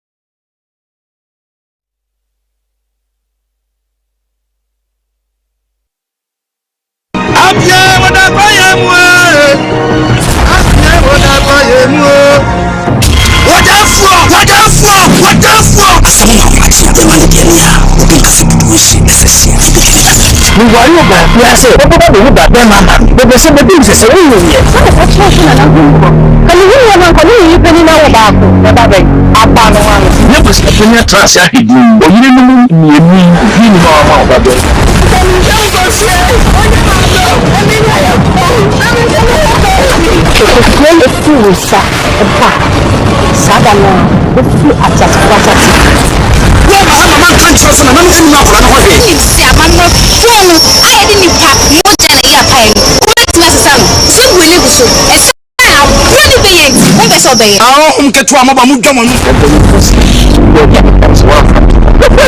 wo ba da ben a wo sesa amamre nimpo amamre na be sam wo ta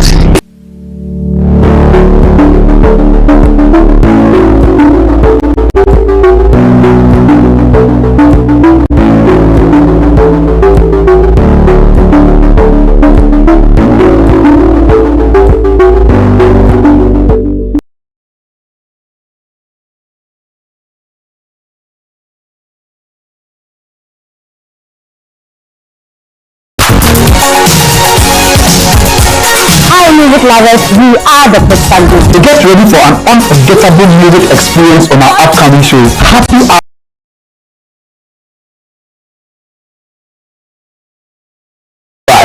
And a whole lot of fun. Whether it's singing along, dancing, or just soaking in the atmosphere, we have something for everyone. Expect surprise performances, exclusive behind the scenes stories, and a chance to connect with us like never before.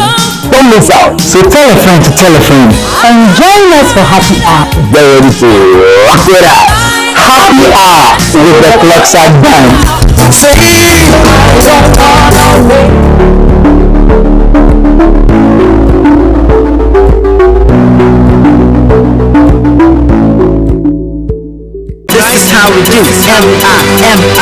Devilish, aka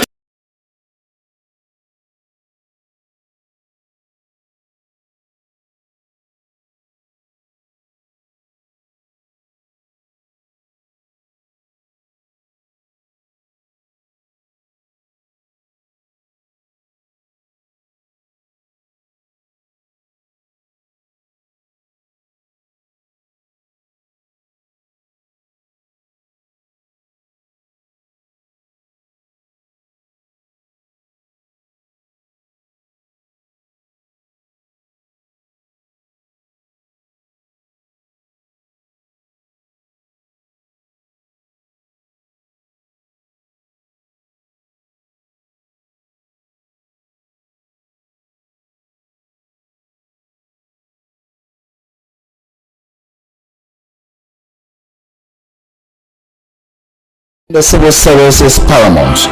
Ghana finds itself at a crossroad. Closer says that a certain action should be taken.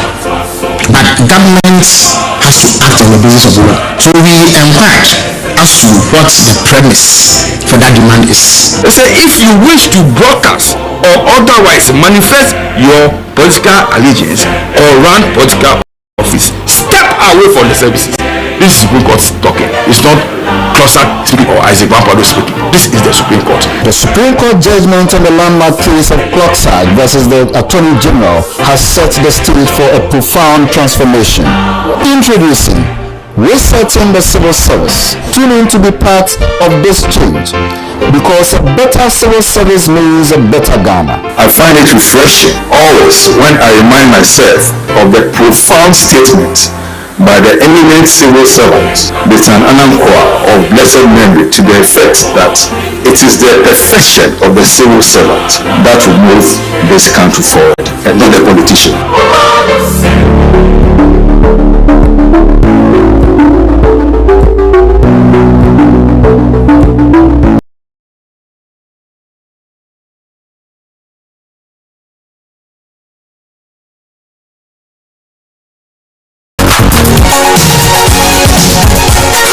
Music lovers, we are the Perspective. So get ready for an unforgettable music experience on our upcoming show, Happy Hour.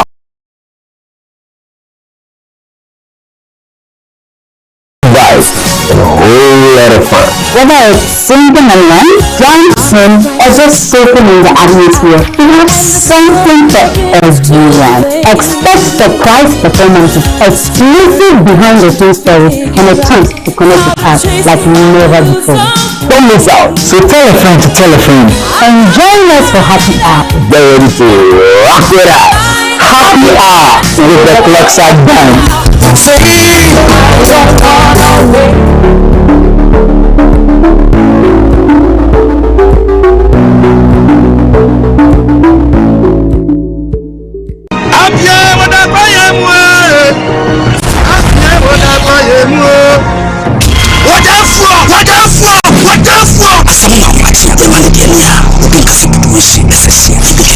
Why you back? Yes, sir. What about you back there, Mama? But the same thing is a real year. What's wrong? Can you hear me? Can you hear me now about it? About one. Never step in your trash. I did. Or you didn't know me. You know about it. Can you go say? I mean, I am cold. I mean, when the fool sat the back, Sadana, the fool at just process. Mama can't trust me. I'm not going to hold it. I'm not phone. I didn't pack more than a year pine. Wait, my son. Still will live so. A son, I'm really big. Who is obeying? I'll get to a mama. That was one. The first one. Who brought that thing out of the sun? I'm wondering. We go. I'm wondering about some water.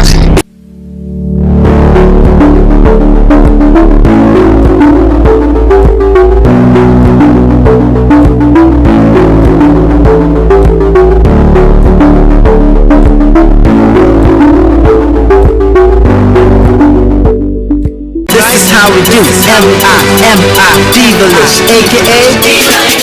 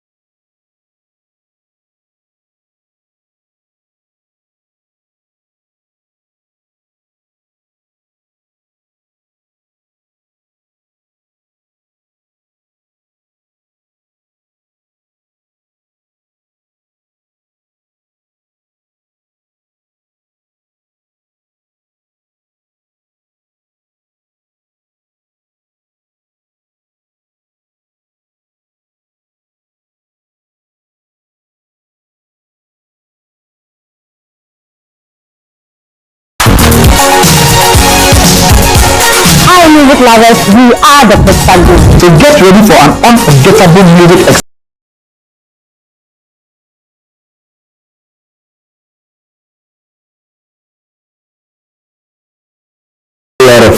Whether it's singing along, dancing, or just soaking in the atmosphere, we have something for everyone. Expect surprise performances, exclusive behind-the-scenes stories, and a chance to connect with us like never before.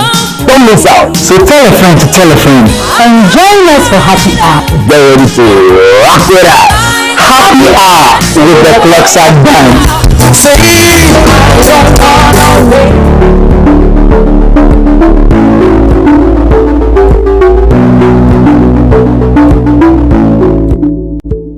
In a world where neutrality in the civil service is paramount, Ghana finds itself at a crossroad.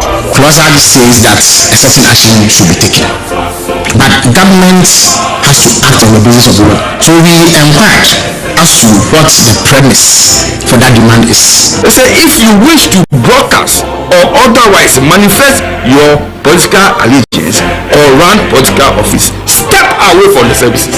This is Supreme Court talking. It's not Clocksack speaking or Isaac Wampado speaking. This is the Supreme Court. The Supreme Court judgment on the landmark case of Clocksack versus the Attorney General has set the stage for a profound transformation. Introducing Resetting the Civil Service. Tune in to be part of this change, because a better civil service means a better Ghana. I find it refreshing always when I remind myself of the profound statement by the eminent civil servant, Mr. Anankwa of blessed memory, to the effect that it is the perfection of the civil servant that will move this country forward, and not the politician.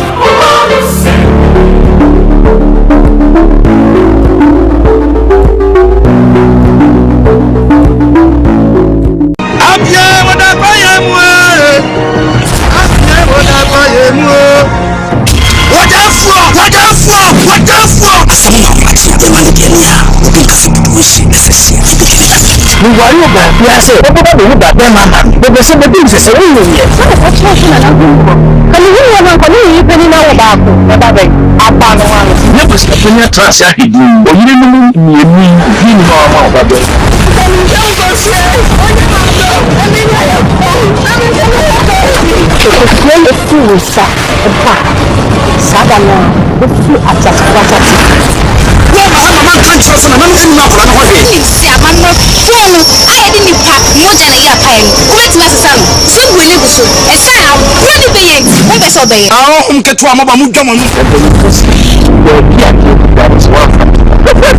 Wọ́n bá dàbẹ̀ àwọn sísan àmọ́mẹ́rẹ́. Ní nkó àmọ́mẹ́rẹ́ náà bẹ̀ sàn wọ́n jà sí.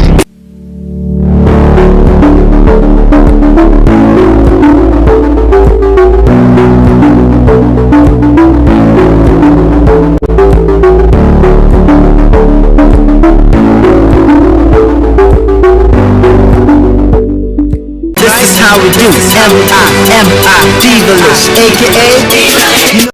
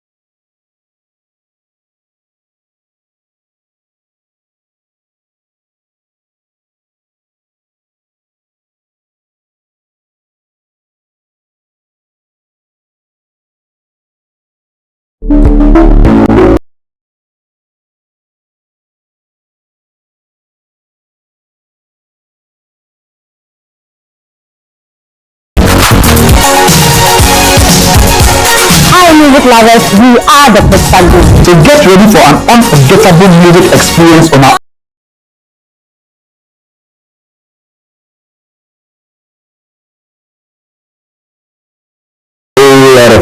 Whether it's singing along, dancing, or just soaking in the atmosphere, we have something for everyone. Expect surprise performances, exclusive behind-the-scenes stories, and a chance to connect with us like never before. Don't miss out. So tell a friend to tell a friend. And join us for Happy Hour. Get ready to rock it out. Happy Hour with the Clockside Band.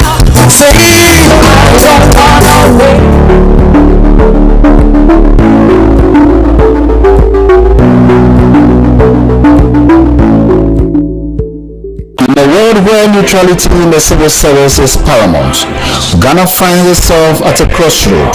Clockside says that a certain action should be taken, but government has to act on the basis of law. So we enquire as to what the premise for that demand is. They say if you wish to broadcast or otherwise manifest your political allegiance or run political office, stay away from the services. This is Supreme Court talking. It's not Clockside speaking or Isaac Bampado speaking. This is the Supreme Court. The Supreme Court judgment on the landmark case of Clockside versus the Attorney General has set the stage for a profound transformation.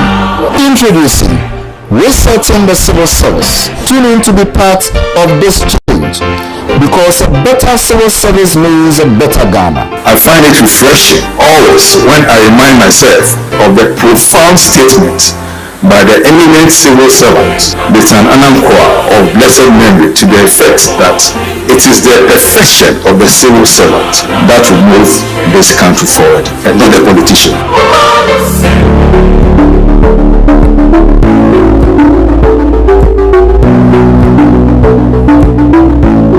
This is how we do.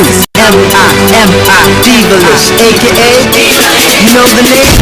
Ghana music has really been put in, has really been doing great stuff. Whenever Mr. D is on stage, it's a blast.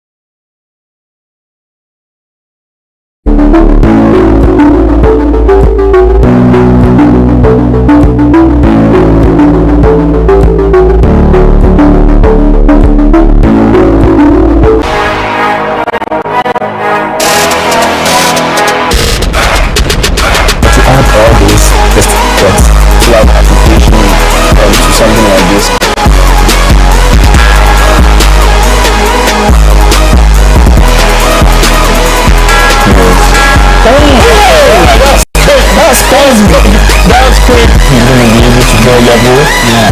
Wow.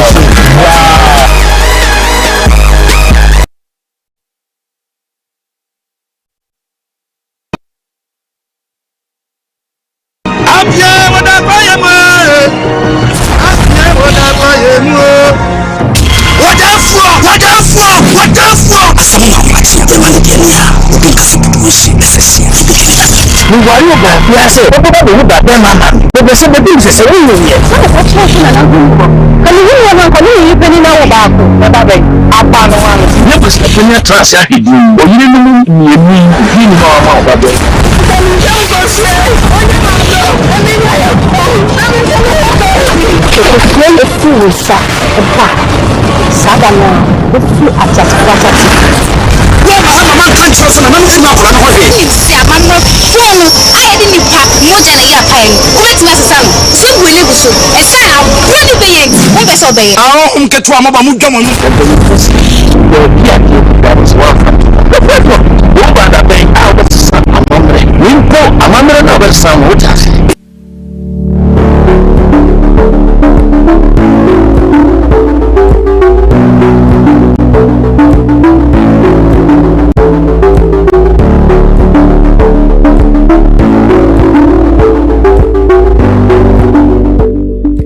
In a world where neutrality in the civil service is paramount, Ghana finds itself at a crossroad.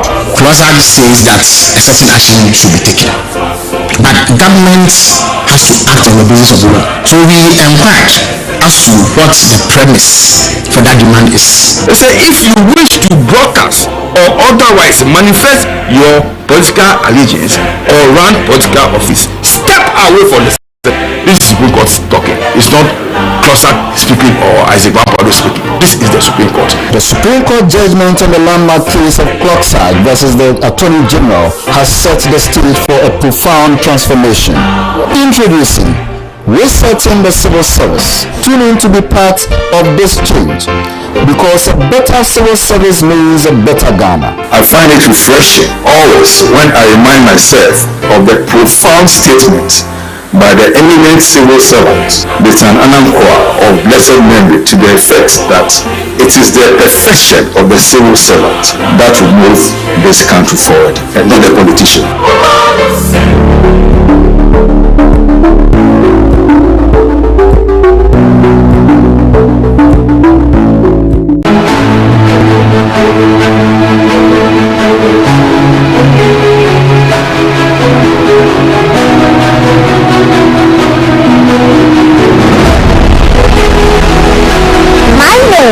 Patience Anna. I am a young public speaker. Of course, I have built my communication and critical thinking skills. My name is Winnie Godlawe. I am a young public speaker. Of course, it has built my connection and networking skills. Thank you. I am a young public speaker, of course. I have enhanced my career opportunities in aspects like law, business, teaching, and politics. I am Nana Kofi Odukoko. I am a young public speaker. Of course, I facilitate learning, sharing, and promoting critical thinking. That's important, actually. Of course, I have learned life skills which will prepare me for real-life situations. I am someone from Cambodia. Thank you. I have community engagement and social change. My name is Marissa Wasapo. Thank you. Yes, you heard them right. YPS unlocks numerous opportunities for children, from presentation skills to public debate skills. It also empowers individuals to communicate effectively, lead, and to make a lasting impact. To register your child or your school on YPS, contact the number 055-866-3068. YPS Express to Impress. YPS Express to Impress.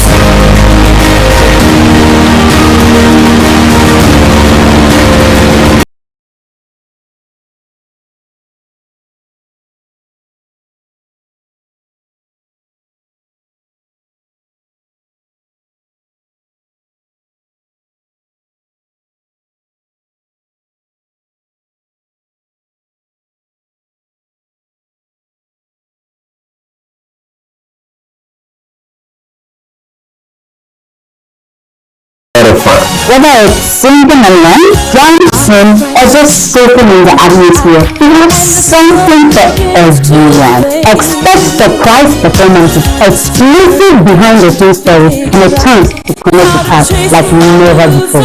Don't miss out. So tell a friend to tell a friend. And join us for Happy Hour. Get ready to rock it out. Happy Hour with the CLOSAG Band. That's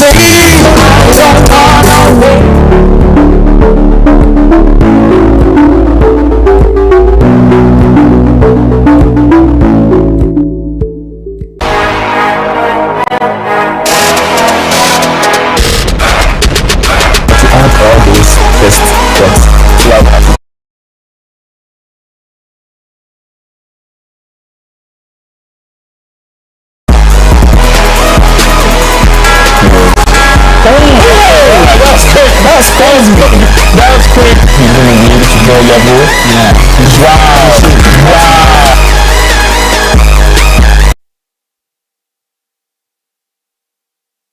In a world where neutrality in the civil service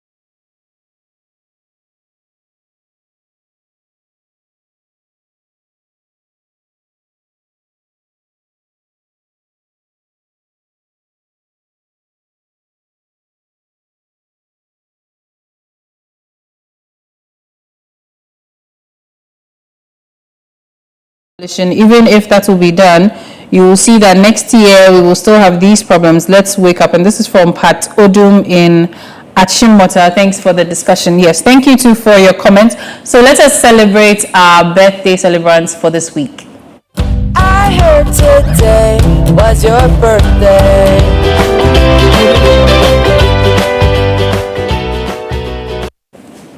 So the very first birthday, it will be displayed on our screens shortly. Yes, it's here. Miss Belinda Asabia Opari. Happy blessed birthday, mommy. Wishing you nothing but God's favor, strength, and together with my bros is our wish. That God gives more life so we can all fulfill our promises to you. We love you, mom. And this is from Asantwa. The next one is to our very own Ernestina Finn. Happy birthday, Tina Finn. Your dedication and passion light up Clock TV every day. We are so grateful for all you do and all the positive energy you bring to our team. Wishing you a day filled with joy, laughter, and all the things you love. With love from the Clock TV team. Happy birthday, Tina. Now, the next one here says, happy birthday to my Sister Gloria Hiabo. May your new year overflow with joy, health, and fresh opportunities as you celebrate. Remember that God's plans for you are good, plans to give you hope and a future. Jeremiah 29 verse 11. And from your brother Ahiabo Nyalali Augustine. And then we have one here from Nanayao Asari to his mother. He says, to my mom, Patricia Konamakote, God bless you for being a true Proverbs 31 woman. I love you, mama. So this is from our very own Nanayao Asari to his beloved mother. A happy birthday to all birthday celebrants, and we wish you a fruitful year. So moving on into the conversation for today, we are discussing contraception, so beyond the pill, what everyone should know. So this conversation is not just for women, it's for men too. As women are your partners, you need to know about the various types of contraceptives and family planning options. So I am very, very, very interested in the questions you have to ask, and I would like to remind you to send in your questions to our WhatsApp number displayed on your screens. And when the phone lines are opened, I will do well to alert you also. And if you're watching on Facebook and on YouTube, you can also send your questions there. We'll read them out loud on the live stream. So let's get into the conversation now. My guests are two beautiful midwives, professional midwives, in the persons of Mrs. Shonette Eva Clotte and Mrs. Marina Owusu. And these are professional midwives who are going to be here to educate us on what we must know about contraception and move on with our lives and our reproductive health. Good morning, ladies. Good morning. How are we doing this morning? Thank you so much for joining us. Yeah, blessed. Great. So you're professional midwives. Can you tell us a little bit about yourselves before we move into the conversation? Okay. I'm Marina Owusu. Okay. And I have 3 kids. Okay. I work at Civil Service Polyclinic. Okay. Yes, I'm at the ANC section. Okay. Right. So, Mrs. Clotte. Okay. That's the name. I'm Eva Janet Clotte. Okay. Also with 3 kids. Okay. Same as Closac Polyclinic. Okay. And also at the ANC unit. Okay. So what's ANC unit? Is that antenatal? It's antenatal. Oh, yes. So yes, ANC unit is antenatal care. So keep that in mind. So how long have you been midwives?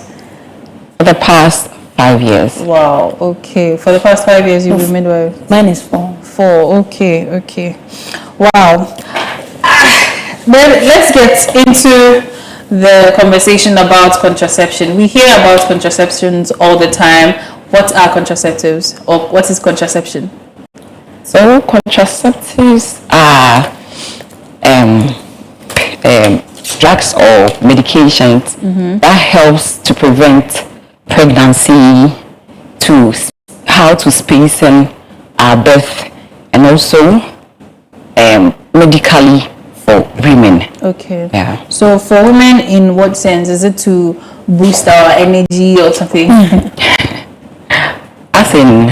So you said medically for women, so I wanted to know what specific role some of these contraceptives play for women. Okay, so the roles they play, it's also a hormonal drug. Okay. Yes.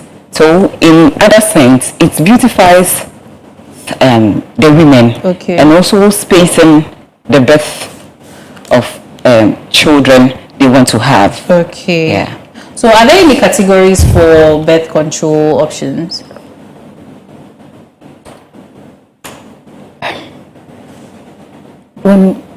Like the methods, maybe we have pills fall in one category or the other, and then IUDs. Okay, so there are so many options we can dive into. Like she said, it's something that prevents unintended pregnancies and also helps child spacing when it comes to women reproductive health. Okay, so when we're talking about methods, we have so many methods in town or as a health worker.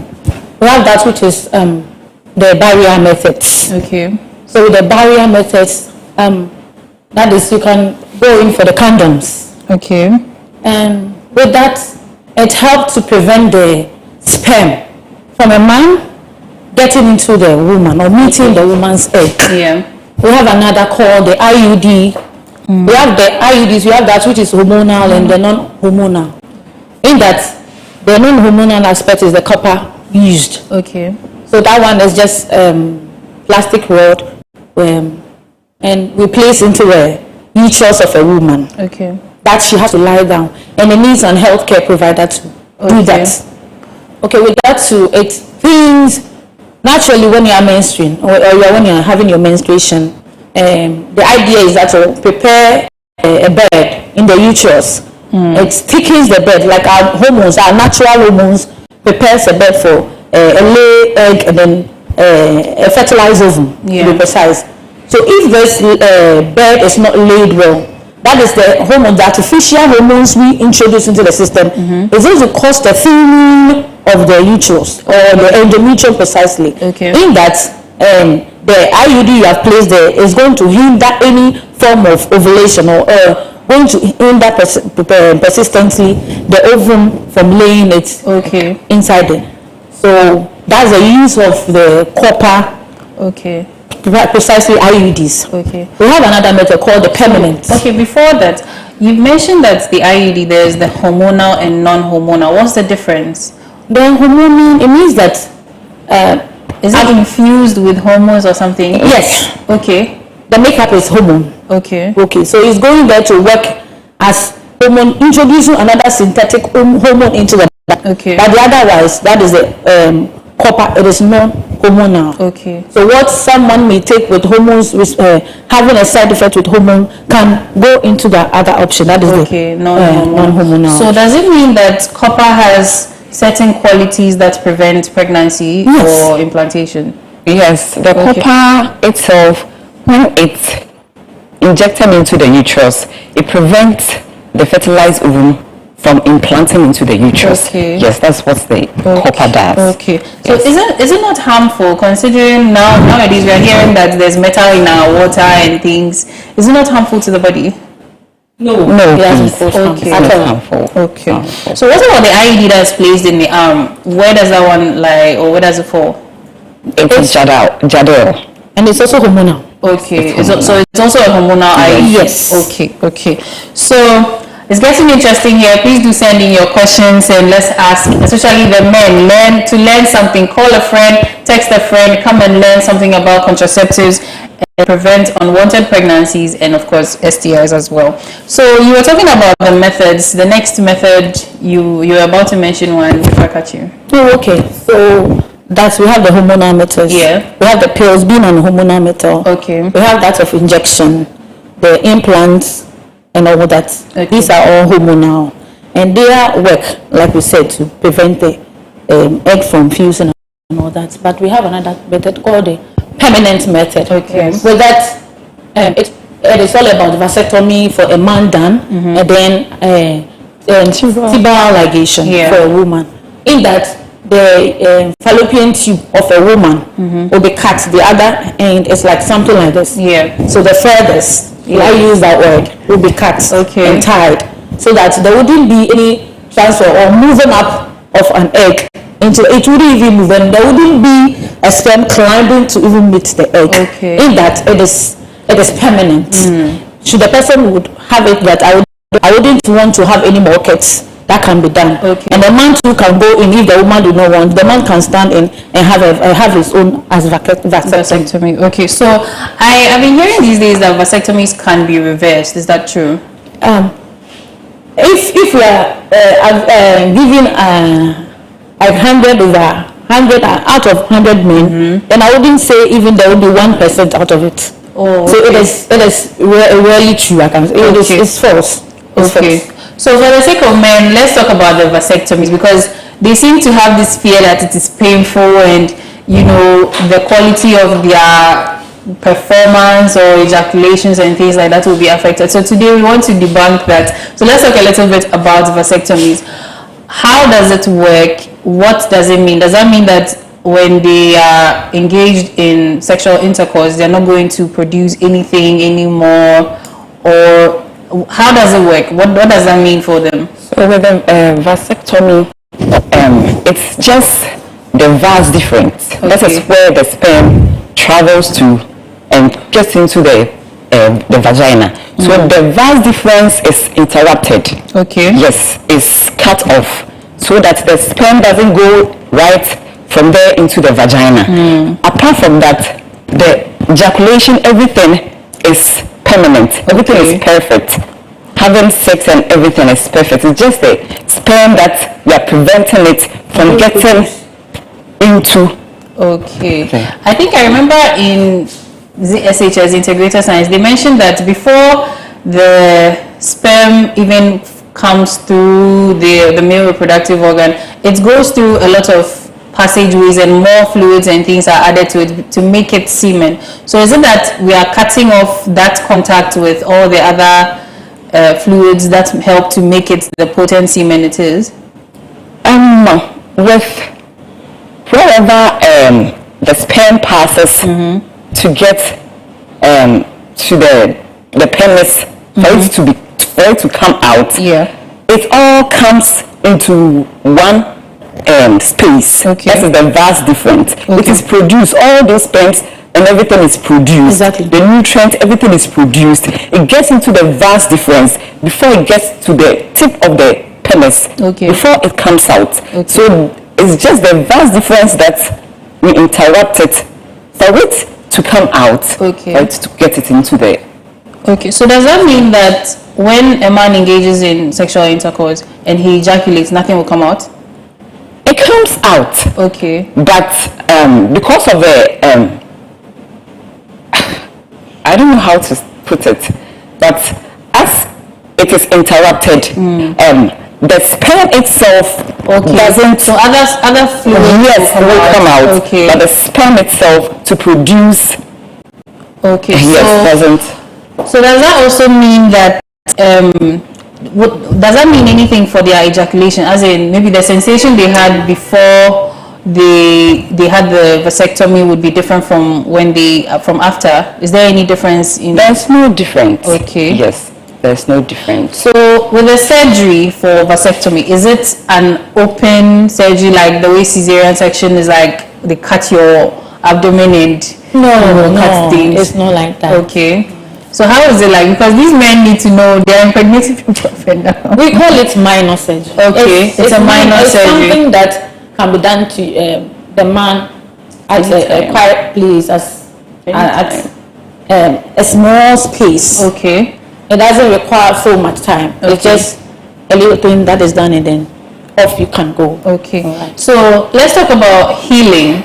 Because these men, when they hear of vasectomy, they think about pain and they are afraid. So how long on average does it take for a man to heal from a vasectomy operation? Like I said, it's a minor thing. Minor thing. So it doesn't, like, even a woman will go to, I have gone through cesarean section for a number of time. Okay, and then it heals within 1 week. You are okay. I'm talking about serious surgery. Yes. within 1 week you're okay. So with that, I have done, like I am talking about TVL, I've done that. Okay. To the allegation, I've done that. And it doesn't take so much time to heal. Within 1 week, you are good to go. Okay. So my dear gentlemen, you heard it here. Your vasectomy operations don't take that long to heal. So when considering options for birth control, don't be too scared. Ask extensive questions and understand what you are doing so that you can help yourselves and your wife as well. We have a question here from...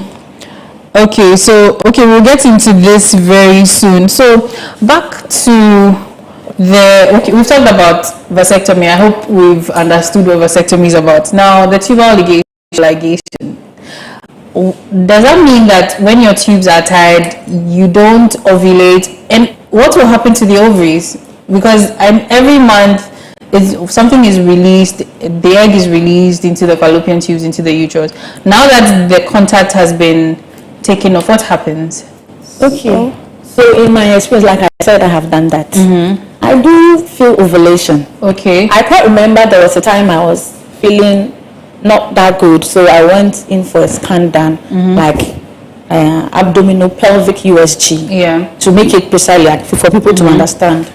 And then my sonographer was like, I could even sense you are ovulating, like the machine sense there is an ovulation going on there. So it doesn't hinder your ovulation, but it prevents it is a process, like it's a tube, like I said, it's a feather, a long thing that after the egg is being laid, like if it is dropped, it passes through there. So there is a cutoff. So it will be dropped, yes, and waiting for the sperm to come to do what is yes. So that is how come when it's disappointed, some people will say I am experiencing I'm bleeding. Okay. So when it's disappointed, when it will be shed off. Okay. That means it didn't meet anything, and there is something hindering it from even the sperm moving on. Okay. So in that situation, the ovary is outside of the uterus, right? So when you ovulate and it's dropped, is waiting, where is it? And when it's shed? At the fimbriae. Okay. So when it's shed, where does it pass? So when it's shed, yes. When it's but after the disappointment and you bleed, then it will pass through the lung, like I said, it has a hand. So to go there to the it will pass through your cervical canal. Okay. The cervical os, it will pass through it and then come out. Okay. So does that mean that it can shed at a different time from your menstruation too? So no. It's with the menses. You see, there are different types of menstruation. Okay. There are some that occurs in the uterus, and some the egg causes the menses. Okay. So when the egg doesn't travel through the fallopian tube, it is then decayed. Okay. The egg is decayed, and then it comes as a menses. Okay. Yes, and there is some that the uterus itself sheds the blood. Yes. Okay. So like I said that the endometrium where the uterus is. Okay. We have endometrium. We have covers of the uterus. The endometrium, that's the basal part. Since if there is nothing like contraceptive use and normal menses, it is being prepared, waiting for the egg or the fertilizer to come in. So that line is so much thick, waiting for it. So that place, if the egg is not fertilized over there, that place will be shed off. And then plus the egg from where it is also coming out, so it will be shed off. So you could see some mucus and all things like dead debris coming out as menses. Okay. So are there also side effects for women who undertake tubal ligation? Yes. Does it affect your hormones and other things? Okay, so with that, it's caused a little crampy. Okay. There is crampiness. And then it can also, you can have nauseations. Okay. And then another thing too is that it gives you irregular menstruation. Okay. Irregular bleeding, precisely. So for how long? Is that a permanent side effect or maybe a few? No, not at all. Okay. With these things, like I said, I always will talk about myself. I had these things occurring. That's the side effect. But with the first, it was 3 months. Yeah. I experienced it. After which, and then I believe it was just kind of my body is now adjusting to it. Okay. So after my body became used to it, it stopped. Okay. It went to back to normal experiences. Okay, so I think we have a few questions from people. So Benedict says, what are some of the most common misconceptions about contraceptives?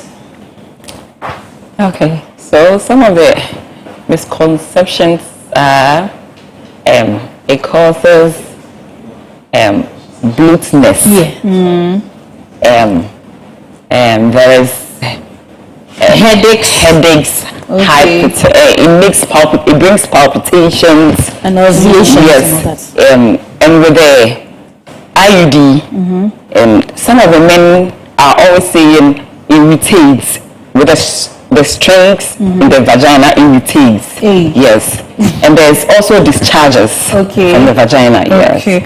So I want to ask, I don't even know where to fix this question about the misconception, but the post pill. Okay, I'll wait when we get to the post pill conversation. So another question here says, good morning, please, I'm Joseph. I would like to know if contraceptive is taken before or after sex. So we have emergency contraceptives. Yes. So with the emergency ones, after having intercourse, then you can take it. Okay. Yes. For 24 hours, you can take them. Yes. Okay. Yes. Right. So we have emergency contraceptives that are taken after unprotected sex has been had. So and then we have that can also be taken. You have some that can be taken before. Yes. Okay. The before to, but there are some contraceptives that really give you more libido. Precisely. Yes. Alright. Like today. Okay. A woman can take it. Even the man can purchase and the woman can take it. And then it will give her wow libido. Oh, okay. That wouldn't respond to one intercourse or two. It will be like 3 or 4 before the contraceptive wear off. Okay. So when we were talking about the methods, you mentioned the pills, and then I think I would like us to expatiate on that a little. So if you can take us through the pills. Okay. So the pill is like a tablet, we all know, that you take. It is a daily intake. Okay, so that's the combined oral contraceptive, right? Yes. Okay.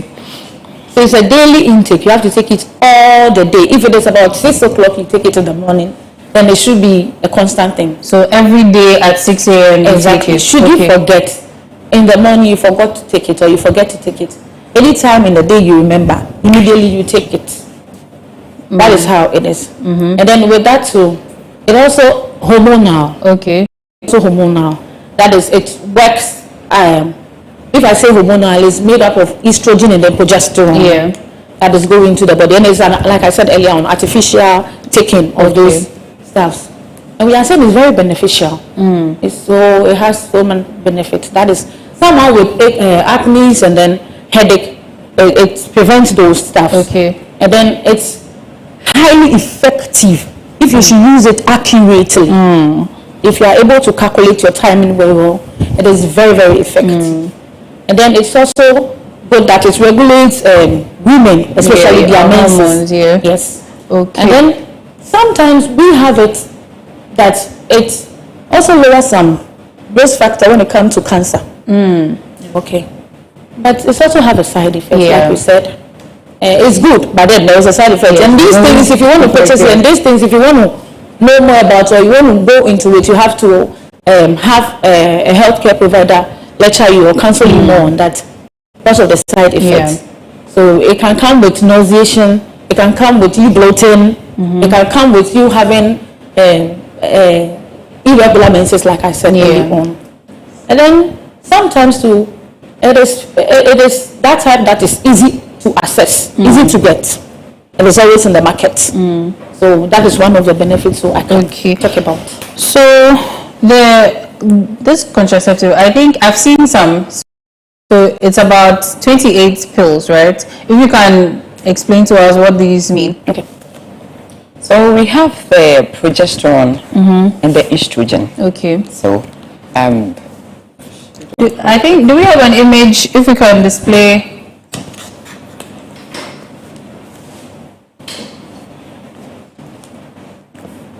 Okay, so the technical team is working on it, but we can, for now, maybe when you get access to it or when the image comes, you see it. So let's get on with the experiment. Okay, so we have the progesterone and the estrogen. Okay. So we start with the red ones. So as you take the red ones, the progesterone, then as it gets, you start with the progesterone. Okay, yes. so the progesterone is the red one. The red ones. Okay. So you start with them. After that, you get to the white ones. The white are the estrogens. Okay. Then you complete with it. Okay, so do these medications usually have any other medications that they kind of contraindicate with? Yes, so precisely like I said, this though contraceptives are good, when you want to purchase it or when you want to go into it, you have to seek a healthcare provider's information first. Okay. So that if you have BP, even after an informed choice, like you have been informed, then you make up your choice, there should be a thorough examination on that fellow, okay, on that woman. In that, if you have issue with BP and you have blood clotting factors, okay, you have the risk of those things, you consider those things before purchasing any of the methods we've discussed precisely. Okay, right. So what about the emergency contraceptive? How does that one also work? Just like we said early on. So with the emergency contraceptives, it has 24 hours. Okay. So but some of them, they write 72. Yes, that's a grace period. 24 to 72 hours. Okay. Yes. So the moment you realized you had unprotected sex, then you take it. If you take it, you see the sperm and let's say the vagina. For the sperm to get into the vagina, it doesn't go straight into the cervix. It gets into the vagina, waits for at least 3 days before it travels into. Days. Yes. Oh, okay. It travels into the uterus itself. Yes. So when it gets there for that 3 days, the contraceptive comes in and then it interrupts the sperm from it not getting into. It kills the strength of the sperm from. Okay. So, but then. There have been some people that have said that they took the emergency pill and they still ended up pregnant and their miracle is running around or something. So how does that happen? It shows that then the person didn't take it at the time needed. Okay, and let me frame my question. So if maybe according to my calendar, I'm in the ovulation era or area or something, and I go and have unprotected sex and I take the emergency contraceptive, am I more likely to get pregnant regardless? So you are likely, because you just said ovulation period. And with ovulation period, if you should have sex, like she said, the sperm are so much. Sperm that a man ejaculates just one is so much that they are always in a hurry to reach the place. They are rushing. Though it takes time, but there's some rushing on the way. Okay, so immediately the woman is ovulating. That's the right time for the sperm also to get there. So if you are ovulating today and you have unprotected sex today and you wait tomorrow to take your, it's not if you take it today. Even if you take it today and it's not at the time you were having your sex, it is an ovulating period. So there is likelihood of a chance of you being impregnated. Okay, so my ladies and gentlemen, if you are ovulating and you take the emergency contraceptive, please just allow the miracle to happen. Yes. So these are some of the things we need to know. So what about our cycles? Is it important for men to know the menstrual cycle of a woman too? Sure. It's very important because as you stay with the man in the house, she should know, because there are free periods, there are ovulation, and they are unsafe periods. Okay. So if he should know, and when he comes and at least you tell him, oh, we are not in the safe period, at least you know how to go about it, even if he still insists of having intercourse with him. Yeah. You know how to. There's withdrawal method. Yeah. So she can go with that. Yes. Or use a condom. Yes. Or use a. Some women don't really appreciate the condom. They want it raw. So we can at least go with the withdrawal. Okay. Yes. Pull out. Yes. So with this pull-out method too, there have been rumors that sometimes when the man is aroused, there are certain fluids that come out just a little. Yes. Apparently some of these fluids can be potent too. So how does the pull-out method work with that? Hello. That it is so not true that it's only the fluid that come out. A man is enjoying sex. He's having an intimacy. And he is right about ejaculating. And if the woman is really impregnated, it's because the man withdrawal, he didn't withdraw at the time he did. He shot. There is a little inside the woman. Like I said, the sperm, a little shot carries a whole lot of people running, boys and girls going for fight. Yes. So there will be some entry before you, the man will tell you, I've taken all out, but you don't know. And the truth about it is that I know men will bear with me, they will agree with me that that's the most time you realize your squirt. So when you are about ejaculating, that's the time they feel for their squirt, and you are telling them that they should pull out. It takes experience, like training, before a man can come out and then say, yes, really, I'm okay with pulling out. Okay, so like you said, some men don't appreciate using condoms, and methods are not exactly 100% accurate. So what are some of the other options for the men to also employ? Because I mean, women have a myriad of options, but what about the men? The men too, with the condoms, they don't like condoms. Is there anything else they can do? Yes, like I said, the vasectomy can be good for the man. And even they can also agree with it. And then wait for free periods. And then they can enjoy. Yes. So they can also enjoy. But there are apparently a lot of ladies don't know their cycle. How can a woman track her cycle? Okay. All right. So with knowing your cycle, like I had a client with that issue. So it is not something you will know it in a day or in a month precisely. Because I, for instance, it took me 4 months before I realized this is my correct cycling. Okay. So in that, for the first month, like we say 28 days. Someone have a cycle of 28 days to 30 days. And then it depends on the menstrual cycle. Some have 3, 4, 5, and 6 to 7 days cycle, like menstrual bleeds. Okay, so with that, I would say if it is 28 days, if your menses, the ideal thing is that if you are menstruating, it takes you 1 week. The next 1 week, added to the 1 week you have experienced your menses, the 14th day is your ovulation day. But it doesn't start on that day. It will be from the 12th, 13th day, 3 days. So let's say if my menses ended on the 7th day, we are starting a new cycle. So if my menses ended on the 7th day, the 8, 9, 10, 11 days are free. Okay, and then the 12, 13, 14 day are the dangerous, or which is for my ovulation period. Then 14, after the 14, 15, 16 days, you can have it done. Another 14 days to that of the 14 days you have experienced is another menstrual cycle. Okay. Are you getting it? So it's all about the woman calculating the time. So right from time you started your menses, you write it down. I had my menses on the 23rd of this month or 16th of this month.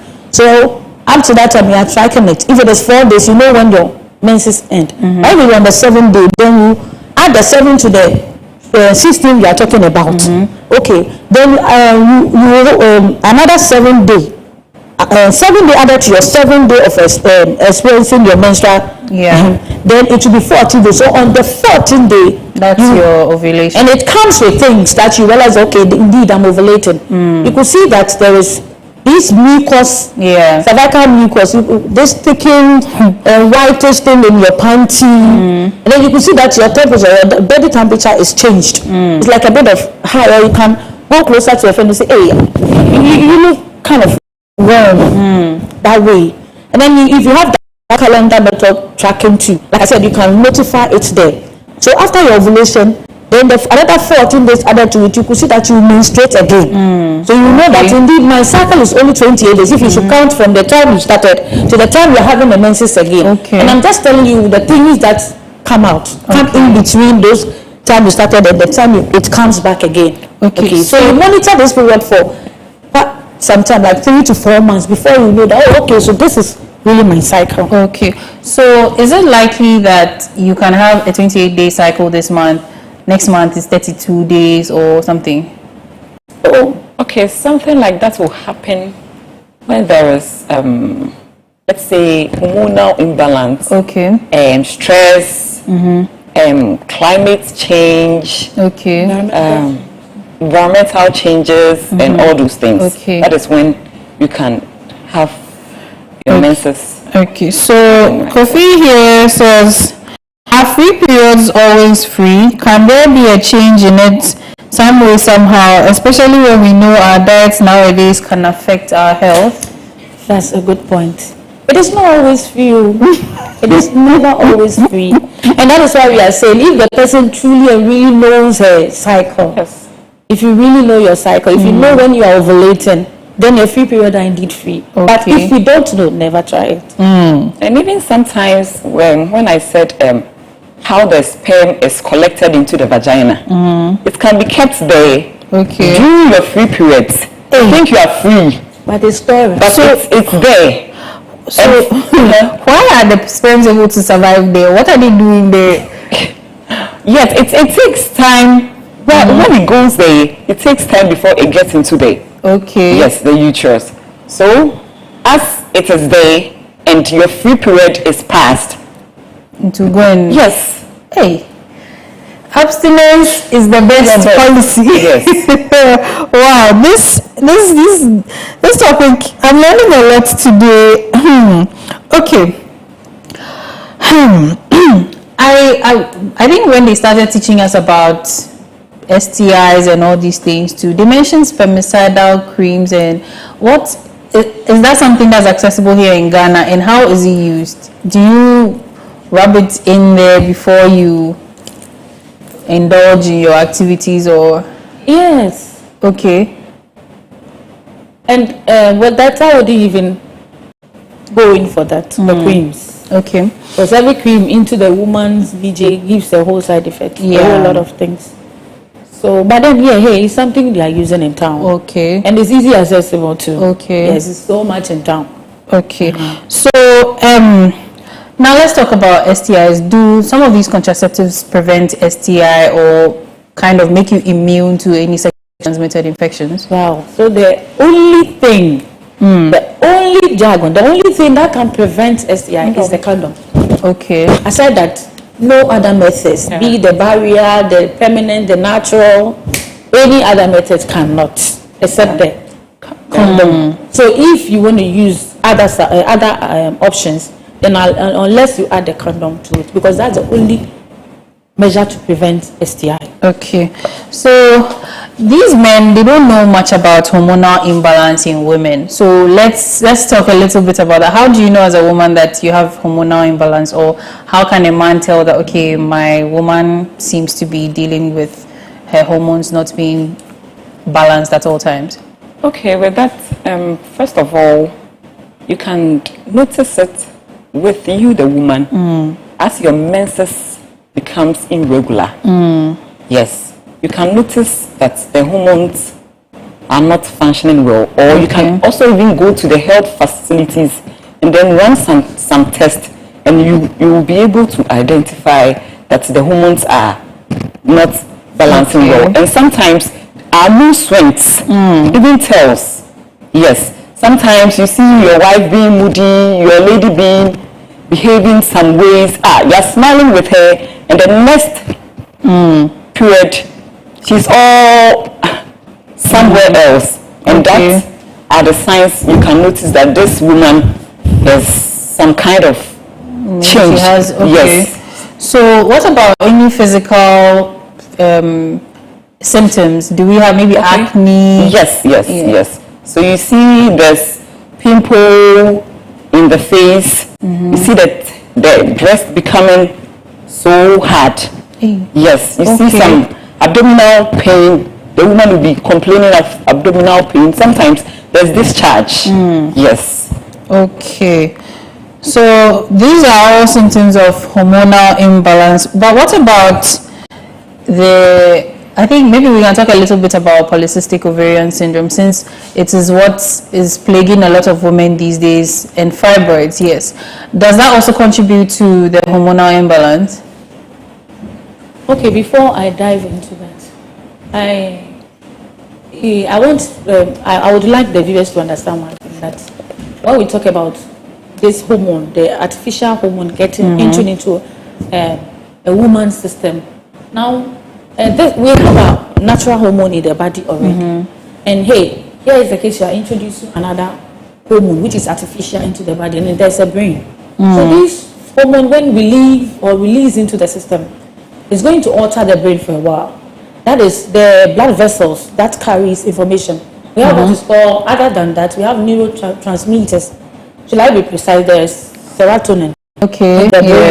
So this one, it will go and alter the blood vessels.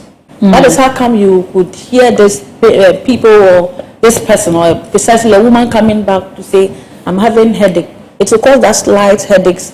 That's changes we are talking about, because it's a foreign thing that has been adapted, and the brain is aware that I have this natural release of estrogen and progesterone in the body, and then this artificial thing is moving into the blood vessels to lower the level of those that are natural in the body. So that is how come you have that things she was mentioning. Okay, so these artificial hormones that are introduced into the body, do they do anything adverse that makes people think that, hey, this one that my wife is taking this thing, maybe the children will not be intelligent or something, it will not make you a correct woman, an Israelite woman or something like that? Do these hormones or things like this have effects like that? No, not at all. It doesn't.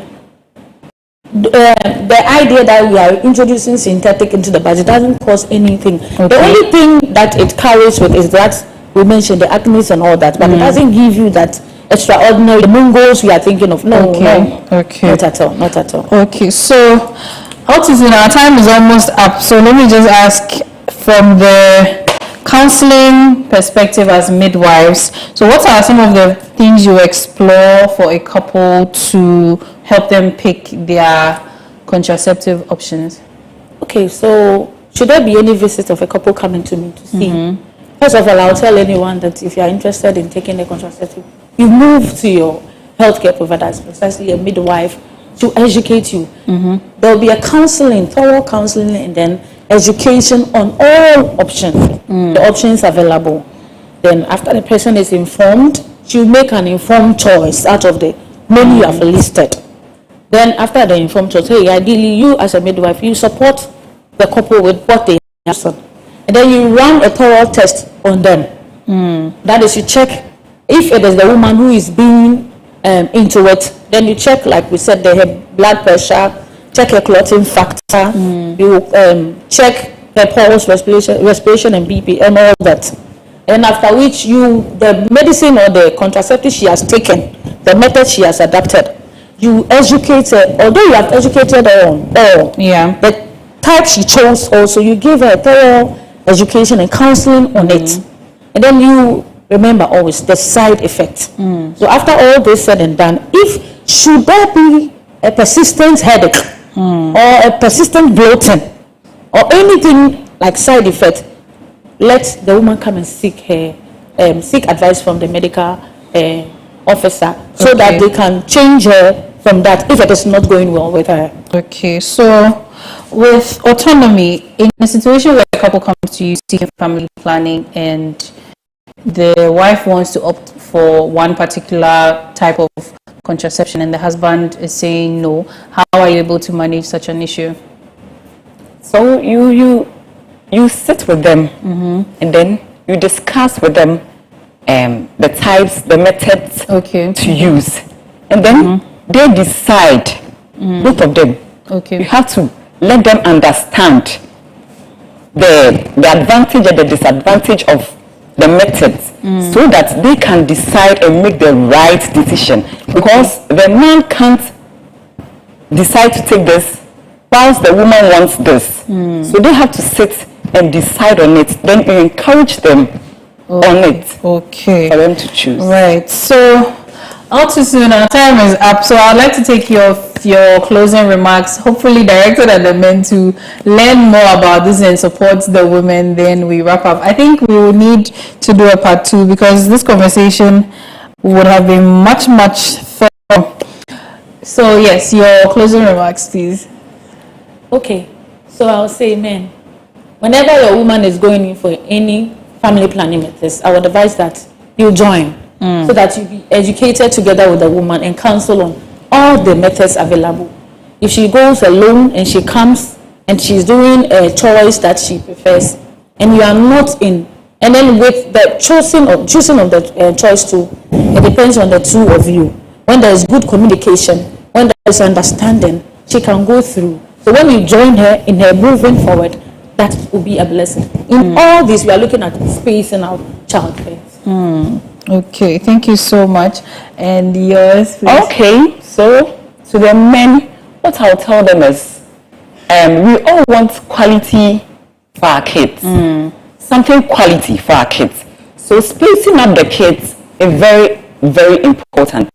So I encourage you to support your women in taking a family planning. In doing it, there's no harm. So just encourage them to do the family planning so that you can space in your children and give them the quality of life. Wow, thank you so much. I will speak to my producer so we have a part 2 about this and talk more on spacing the children and all about childbirth as well. Thank you so much for joining us today. Thank you so much for your comments and questions as well. It's been a very educative time. Thank you so much for your time. We'll see you bright and early on Thursday morning.